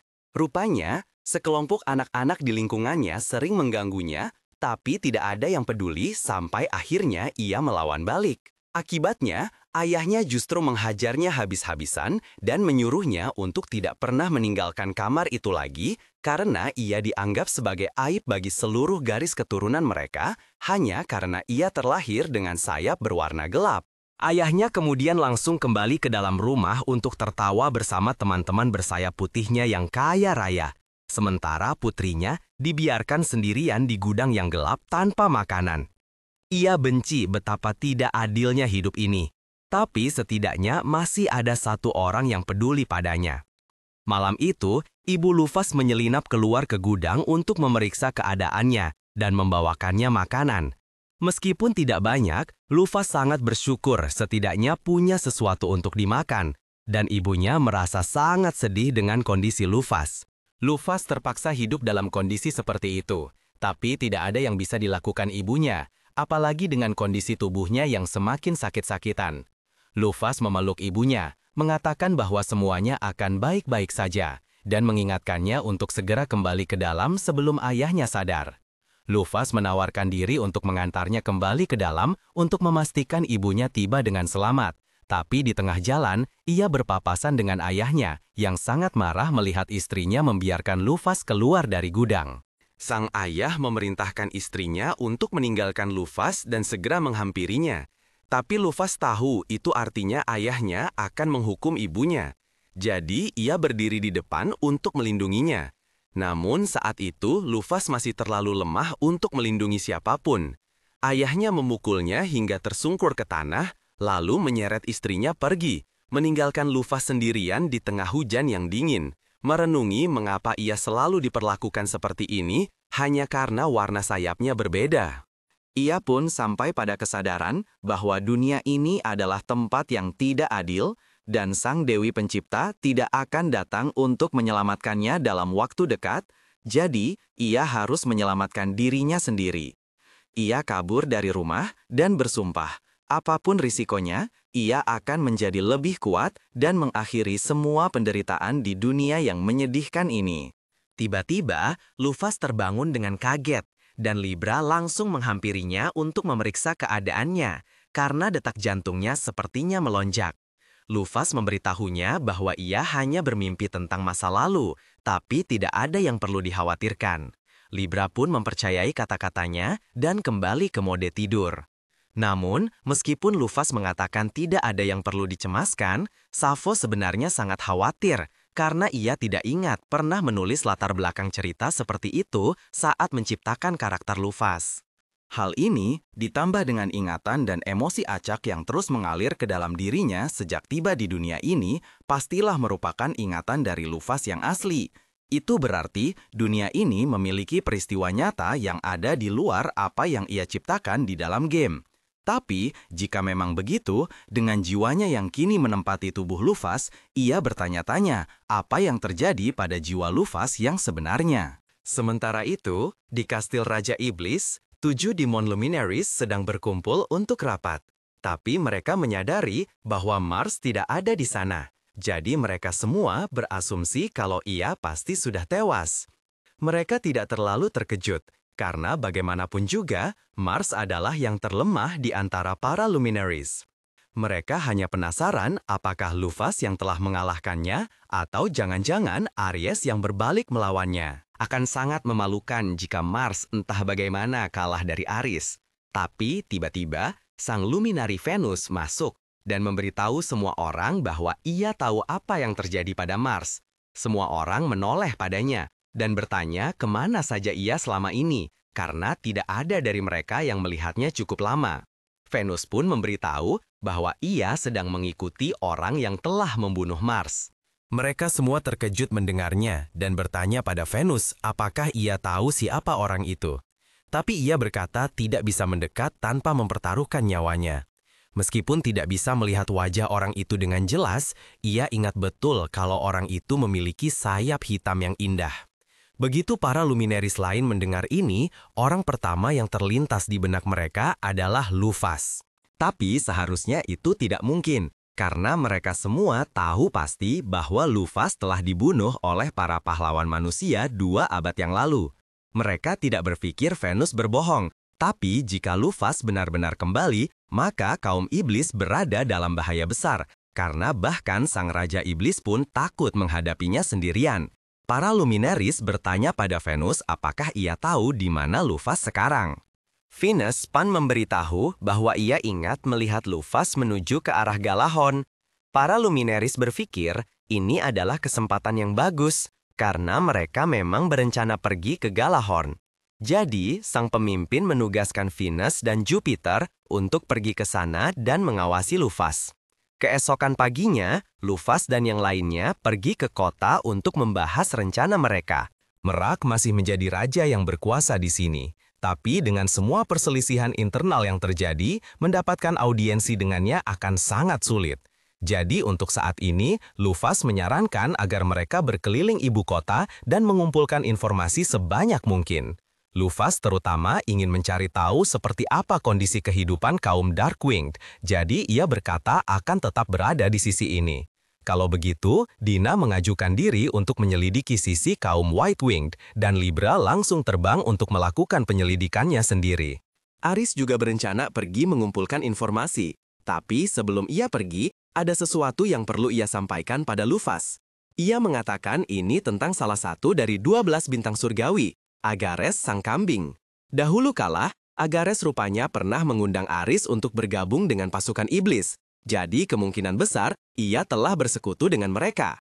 Luffy berterima kasih pada Aris karena telah memberitahunya, dan ia berkata akan merekrut Agares berikutnya, tapi untuk sekarang, ia akan melihat-lihat dulu di sekitar kota. Ia menghabiskan beberapa jam berikutnya berjalan-jalan di kota, dan sejujurnya keadaan di sini tidak terlihat seburuk itu. Tapi kemudian ia menemukan sebuah kuil hitam yang besar. Ia penasaran mengapa orang-orang membangun kuil hitam untuk Sang Dewi Pencipta. Tapi saat ia melangkah masuk, ia justru menemukan patung raksasa dirinya sendiri. Tiba-tiba, seorang penjaga kuil mendekat dan ia bisa melihat betapa bingungnya Lufas. Penjaga itu pun bertanya, apakah Lufas orang baru di kota ini? Lufas menjawab bahwa ia hanya terkejut melihat orang-orang di sini membangun patung untuk menghormati tiran terbesar di dunia. Sang penjaga sedikit tersinggung mendengar seseorang menyebut Lufas sebagai tiran, tapi ia mengerti mengapa sebagian orang berpikir demikian. Bagaimanapun, seluruh dunia mungkin melihat sejarah dengan cara yang berbeda. Tapi, bagi kaum Darkwinged, Lufas adalah dan akan selalu menjadi penyelamat mereka. Lufas tertarik, jadi ia memintanya untuk menjelaskan lebih lanjut. Penjaga itu pun mulai bercerita tentang bagaimana kaum Darkwinged seperti dirinya dulu terus-menerus menghadapi diskriminasi dari mereka yang bersayap putih, dan mereka dipaksa untuk hidup sengsara di tempat-tempat yang tak lebih dari perkampungan kumuh. Mereka menghabiskan setiap hari hidup dalam ketakutan dan bersembunyi di dalam bayang-bayang. Tapi Lufas berbeda. Sementara yang lain gemetar ketakutan, ia menggunakan kekuatannya untuk membuktikan bahwa ia layak dihormati dan diakui. Kemudian, ia menaklukkan bangsa Heavenwinged dan melarang diskriminasi sepenuhnya, memungkinkan kaum Darkwinged untuk hidup dengan harga diri untuk pertama kalinya dalam hidup mereka. Itulah sebabnya mereka semua memujanya sampai hari ini. Lufas bertanya apakah mereka sudah lupa bahwa Parthenos, salah satu bawahan Lufas, yang mengusir mereka dari tanah air mereka. Pria itu memang mengingat peristiwa itu, tapi ia percaya bahwa itu adalah hukuman yang pantas ia dan kaum Heavenwinged lainnya terima karena telah melakukan dosa besar dengan mengkhianati Lufas setelah semua yang telah ia lakukan untuk mereka. Faktanya, mereka melihat tindakan Parthenos itu sebagai belas kasihan karena mereka tidak dibunuh di tempat. Tapi, jika begitu perasaan kaum Darkwinged, Lufas bertanya apa pendapat mereka tentang raja mereka, Merak. Begitu Lufas menyebut nama Merak, raut wajah sang penjaga langsung masam karena ia percaya Merak adalah salah satu jenis orang bodoh yang paling parah. Seorang pria yang menyebut dirinya pahlawan meskipun telah melakukan hal-hal mengerikan. Di tempat lain di kota, Dina sepertinya sedang menunggu seseorang, dan ia mulai frustrasi karena orang itu seharusnya sudah muncul sejak tadi. Sementara itu, pada saat yang sama, Libra sedang berada di udara memindai ekspresi wajah untuk melihat apakah ada warga di sini yang sudah mengenali Lufas, tapi sepertinya tidak ada yang aneh. Ia kemudian melihat Dina yang, dari postur tubuhnya, terlihat seperti sedang menunggu seseorang. Dan tak jauh di jalan, Libra melihat seseorang berjalan lurus ke arah Dina. Tapi, setelah mengamati lebih dekat penampilan aneh pria itu, ia menyimpulkan bahwa ini pasti iblis yang sedang menyamar. Jadi, ia terbang turun untuk mencegatnya.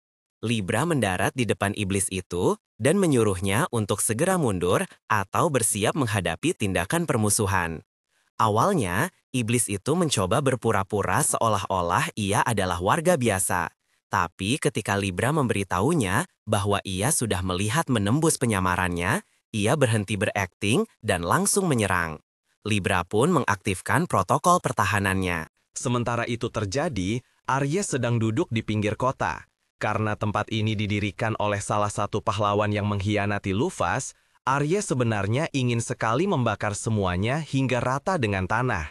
Tapi ia tahu Lufas tidak akan menginginkan hal itu. Jadi, ia memutuskan untuk berjalan-jalan sebentar untuk menenangkan diri. Namun, setelah beberapa saat, ia menyadari bahwa tidak ada orang lain di sekitarnya. Sesaat kemudian, sebuah penghalang terbentuk dan ia pun berhadapan dengan seseorang. Sementara itu, Mizar sedang berada di istananya, mengadakan pertemuan dengan kaum bersayap cahaya lainnya, dan ia terlihat sangat kelelahan. Ini karena kaum bersayap cahaya terus-menerus meneriakinya untuk menggunakan kekuatannya demi menyingkirkan kaum bersayap kegelapan. Awalnya, Mizar menemukan Gjallarhorn untuk memberikan kaum bersayap kegelapan sebuah tempat di mana mereka tidak akan lagi dipandang rendah oleh kaum bersayap cahaya. Tapi kemudian, Parthenos mengusir kaum bersayap cahaya dari Vanheim dan sekarang mereka tidak punya tempat tujuan. Itulah sebabnya, dengan enggan, Mizar menyambut mereka di negaranya. Meskipun ini bukanlah tanah kelahiran mereka, kaum bersayap cahaya terus-menerus menuntut hak-hak istimewa dan menganiaya kaum bersayap kegelapan.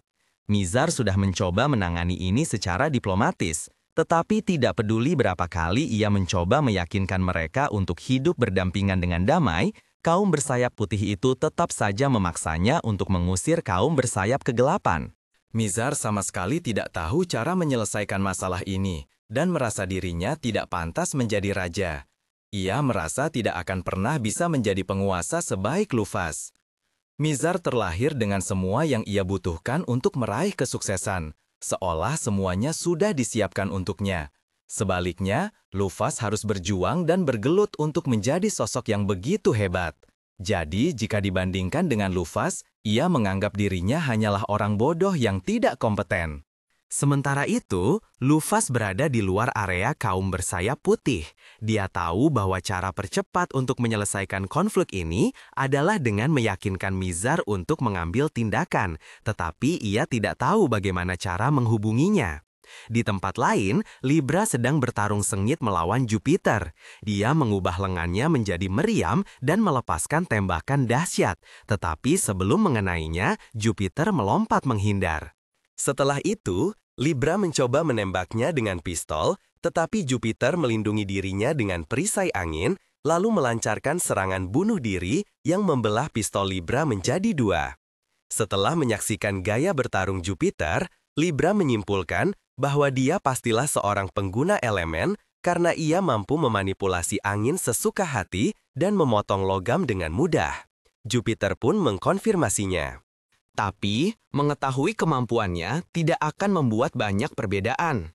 Pada saat yang sama, Aigokeros masih mencoba meyakinkan Aris untuk bergabung dengan pasukan iblis bersamanya, agar mereka bisa menghancurkan para pahlawan. Namun, Aris menolaknya. Ia mengerti bahwa Aigokeros melakukan ini untuk membalaskan dendam Lufas, tetapi ia memberitahunya bahwa tidak perlu lagi melanjutkan jalan itu, karena Lufas telah kembali. Begitu Aigokeros mendengar bahwa Lufas telah kembali, ia membeku karena sulit mempercayainya. Tapi rasanya masuk akal jika Lufaslah yang telah mengalahkan Mars, jadi itu bukanlah hal yang mustahil. Aries memberitahu Aigokeros bahwa sudah waktunya baginya untuk kembali ke sisi Lufas dan mengabdi padanya sekali lagi. Namun, meskipun Aigokeros masih setia pada Lufas, ia berkata bahwa ia belum bisa kembali, karena jika ia tidak melenyapkan musuh-musuh Lufas terlebih dahulu, mereka pada akhirnya akan berbalik melawannya lagi. Itulah mengapa tujuan baru Aigokeros adalah untuk menghancurkan negara Mizar bersama dengan para pahlawan lainnya. Setelah selesai dengan itu, ia juga akan menghancurkan para iblis dan mempersembahkan mereka semua sebagai korban untuk Lufas. Aries mencoba memberitahunya bahwa ia tidak perlu melakukan semua itu, tetapi Aigokeros terlalu bersemangat untuk mendengarkan, jadi ia berteleportasi pergi untuk memulai rencananya. Setelah Aigokeros pergi, Aries merenungkan situasi sejenak. Sejujurnya, ia membenci para pahlawan sama seperti Aigokeros. Jadi, tidak ada alasan baginya untuk ingin menghentikan kehancuran mereka. Tapi, ia tahu Lufas tidak akan menyetujui tindakan seperti itu. Jadi, ia bertanya-tanya apakah harus memberitahunya atau tidak. Lagi pula, distrik kaum bersayap cahaya penuh dengan sampah masyarakat yang menganiaya Lufas karena warna sayapnya. Jadi, Lufas akan lebih baik jika orang-orang itu musnah. Akhirnya, ia memutuskan untuk menunggu dan melihat bagaimana orang-orang di distrik cahaya bertindak. Baru setelah itu, ia akan membuat keputusan. Jika mereka ternyata masih bajingan rasis yang sama yang menyebabkan penderitaan Lufas, ia akan membiarkan mereka menghadapi kehancuran. Sementara itu, di jalanan distrik sayap cahaya, orang yang ditunggu Dina masih belum muncul, dan ia mulai tidak sabar. Jadi, ia mulai melihat-lihat sekeliling, dan saat itulah ia memperhatikan seorang pria di dekatnya yang terlihat sangat mencurigakan.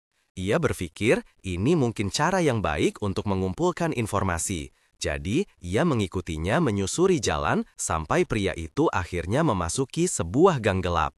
Ternyata, pria itu adalah salah satu dari kaum bersayap cahaya yang mencoba meyakinkan Mizar untuk menyingkirkan kaum bersayap kegelapan. Ia memberitahu rekan-rekannya bahwa Mizar menolak untuk memihak mereka. Jadi, mereka harus mengambil tindakan sendiri dan menyingkirkan kaum bersayap kegelapan yang kotor itu. Bahkan jika itu berarti harus mengotori tangan mereka. Pria itu juga memberitahu semua orang bahwa kaum bersayap kegelapan sedang bersiap untuk perang. Ketika mereka bertanya bagaimana ia tahu hal ini, ia mengatakan bahwa seorang pria bernama Jupiter memberitahunya. Dan Jupiter tidak akan pernah berbohong kepada mereka, jadi itu pasti benar. Yang lain bertanya di mana Jupiter sekarang, tetapi pria itu berkata ia tidak tahu, karena Jupiter seharusnya bertemu dengannya hari ini, tetapi tampaknya tidak muncul. Pria itu berpikir ini ada hubungannya dengan orang-orang tak bersayap yang muncul baru-baru ini. Dina telah menguping sepanjang waktu, dan dari apa yang ia dengar, sepertinya negara ini berada di ambang perang saudara, dan ia berani bertaruh bahwa Jupiter yang mereka maksud adalah orang yang memanaskan situasi.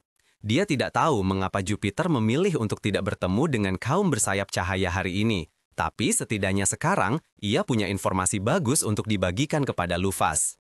Kembali ke pertarungan Libra, ia masih berduel melawan Jupiter. Dan tidak peduli berapa banyak angin yang Jupiter gunakan, ia tidak mampu menggeser tubuh kokoh Libra sedikit pun. Satu-satunya alasan Jupiter bisa bertahan sejauh ini adalah karena ia cukup cepat untuk menghindari semua tembakan Libra. Tapi, Libra telah menganalisis pola serangannya sepanjang waktu, dan setelah perhitungannya selesai, akan jauh lebih sulit bagi Jupiter untuk menghindar. Jadi, Jupiter harus memikirkan sesuatu dengan cepat. Ia menyadari tidak mungkin bisa mengalahkan Libra saat ini, jadi ia menciptakan embusan angin besar untuk menerbangkan debu dan mengaburkan pandangan Libra agar ia bisa melarikan diri. Libra mencoba menghentikannya dengan meniup debu itu, tetapi saat itu sudah terlambat dan Jupiter sudah lama pergi. Kemudian pada hari itu, semua orang berkumpul kembali untuk membahas apa yang telah mereka pelajari. Dina memberitahu Lufas bahwa kaum bersayap cahaya saat ini sedang mempersiapkan diri untuk perang melawan kaum bersayap kegelapan, meskipun mereka kemungkinan besar dihasut oleh seorang pria bernama Jupiter. Libra kemudian angkat bicara untuk memberitahu Lufas bahwa ia telah bertarung dengan salah satu dari 7 bintang iblis yang bernama Jupiter. Namun, meskipun sudah berusaha sekuat tenaga, Jupiter berhasil melarikan diri. Lufas terkejut mendengar ada iblis yang mencoba menghancurkan kota ini, padahal kota ini sepertinya akan hancur dengan sendirinya. Tapi karena Jupiter kemungkinan akan kembali, Libra meminta Lufas untuk membuatkan beberapa peluru dan misil pelacak untuknya karena amunisinya saat ini hampir habis. Lufas setuju untuk membuatkan amunisi nanti, tetapi sebelum itu, ia menoleh ke Aries dan bertanya apakah ada sesuatu yang terjadi di pihaknya. Aries masih belum memutuskan apakah ia akan membiarkan kaum bersayap cahaya dihancurkan atau tidak, jadi untuk saat ini, ia berbohong dan mengatakan kepada Lufas bahwa tidak ada hal penting yang terjadi padanya. Lufas mempercayainya, lalu ia melanjutkan dengan menceritakan apa yang ia amati di distrik kegelapan. Orang-orang di sana memiliki kebencian yang tak berkesudahan terhadap mereka yang berasal dari distrik cahaya, dan sangat mungkin perang saudara akan segera pecah. Namun, ada kabar lain. Kaum bersayap kegelapan tampaknya telah mendirikan patung Lufas di kuil mereka dan memujanya.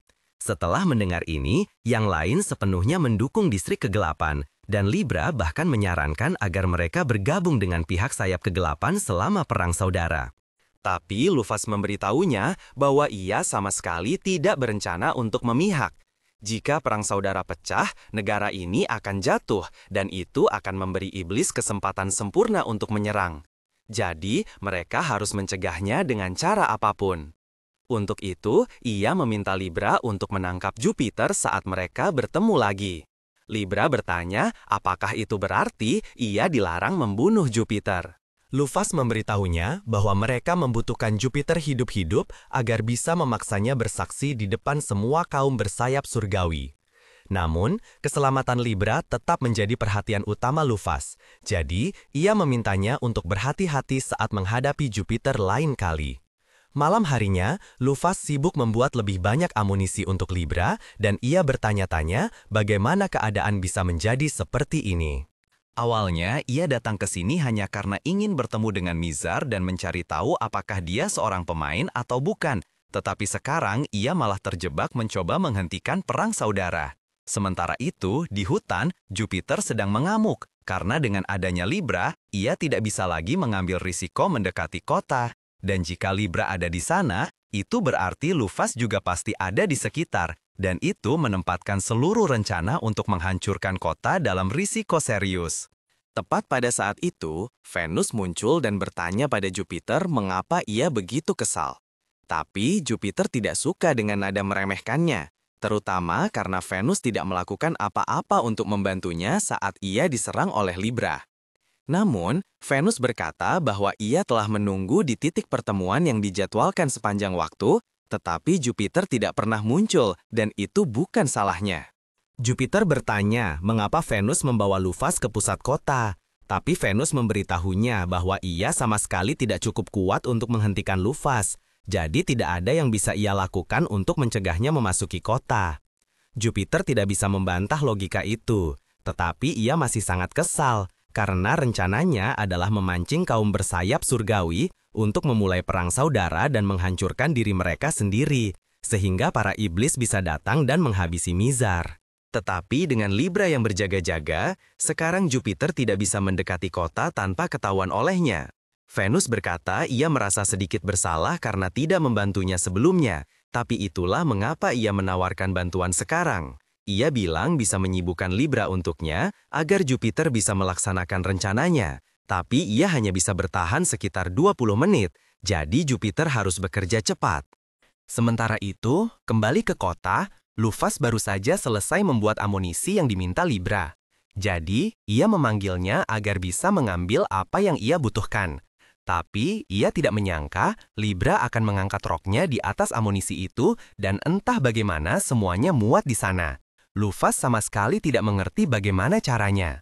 Libra berterima kasih pada Luffy untuk amunisinya dan berjanji bahwa lain kali ia bertemu Jupiter, pria itu tidak akan bisa kabur lagi.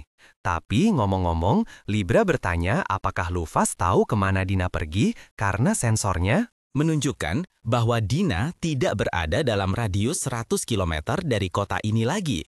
Luffy memberitahu Libra bahwa ia tidak perlu khawatir tentang itu, karena Dina bisa menggunakan sihir teleportasi untuk pergi kemanapun ia mau. Jadi, seharusnya ia akan kembali sebentar lagi. Namun, Libra punya beberapa pertanyaan tentang itu, karena ia bertanya-tanya apakah sihir teleportasi yang Luffy maksud adalah X-Gate. Sejauh yang Libra tahu, tidak ada mantra lain di dunia ini yang memungkinkan teleportasi selain mantra X-Gate. Dan ketika Luffy mencoba memikirkannya dengan serius, kepalanya mulai sakit. Tidak ada yang namanya sihir teleportasi 200 tahun yang lalu, dan mantra sepraktis itu tidak pernah ada dalam game X-Gate Online. Faktanya, dalam game tersebut, X-Gate hanyalah istilah yang digunakan sebagai bagian dari latar cerita. Jadi, tidak ada yang benar-benar bisa mempelajari mantra itu. Tapi, jika Dina mampu mempelajari mantra seperti itu dan menggunakannya sesuka hati, lalu siapa dia sebenarnya? Luffy tidak mengerti mengapa ia baru menyadarinya sekarang atau mengapa ia tidak pernah mempertanyakan asal-usul dan kemampuan Dina sama sekali.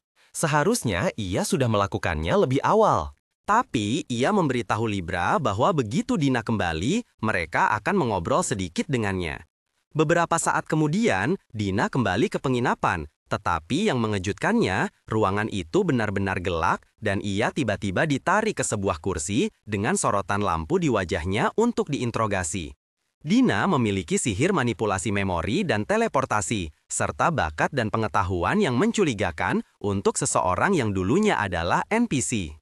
Jadi, tidak mungkin Luffy benar-benar melupakannya jika Dina ada di dalam game aslinya. Pertama, Luffy bertanya pada Dina apakah sihir teleportasinya benar-benar mantra X-Gate, dan Dina tidak menyangkalnya, yang membuat Luffy terkejut. Meskipun, Kalau dipikir-pikir lagi, Dina tidak pernah benar-benar mencoba menyembunyikan kemampuannya. Dan Luffy ingat bahwa mantra X-Gate digunakan untuk memanggilnya ke dunia ini. Jadi, bukan berarti mantra itu mustahil digunakan oleh orang biasa. Tetap saja, aneh bahwa Dina bisa menggunakannya sesuka hati. Jadi, Luffy bertanya tentang kemampuannya. Tapi, Dina tersinggung dan mulai berteriak bahwa ia telah bekerja keras selama 200 tahun terakhir agar bisa lebih menonjol. Dina tampaknya sangat serius tentang hal itu. Jadi, Luffy memutuskan untuk menghentikan interogasinya untuk saat ini. Dina lega karena Luffy tidak lagi mencurigainya. Tetapi sekarang setelah penyelidikan selesai, dengan topik yang sama sekali tidak berhubungan, Dina menyebutkan bahwa ia seharusnya bisa memindahkan Libra kemanapun ia mau dengan kemampuan X-Gate-nya. Luffy terkejut mendengarnya, karena sebelumnya Dina mengatakan bahwa memindahkan orang lain itu rumit. Tapi Dina menjelaskan bahwa karena Libra adalah golem, secara teknis ia adalah sebuah objek, jadi batasan X-Gate tidak berlaku untuknya. Bahkan, Dina menyarankan agar mereka mencobanya sekarang juga.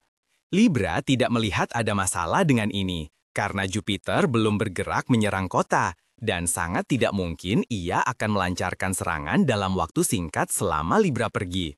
Ia memberitahu Luffy bahwa ia akan kembali dalam waktu sekitar 10 menit, dan keduanya, Libra dan Dina, berteleportasi pergi. Tapi, bahkan belum 10 detik berlalu, Jupiter melancarkan serangan dan meledakkan sebagian dari distrik sayap cahaya.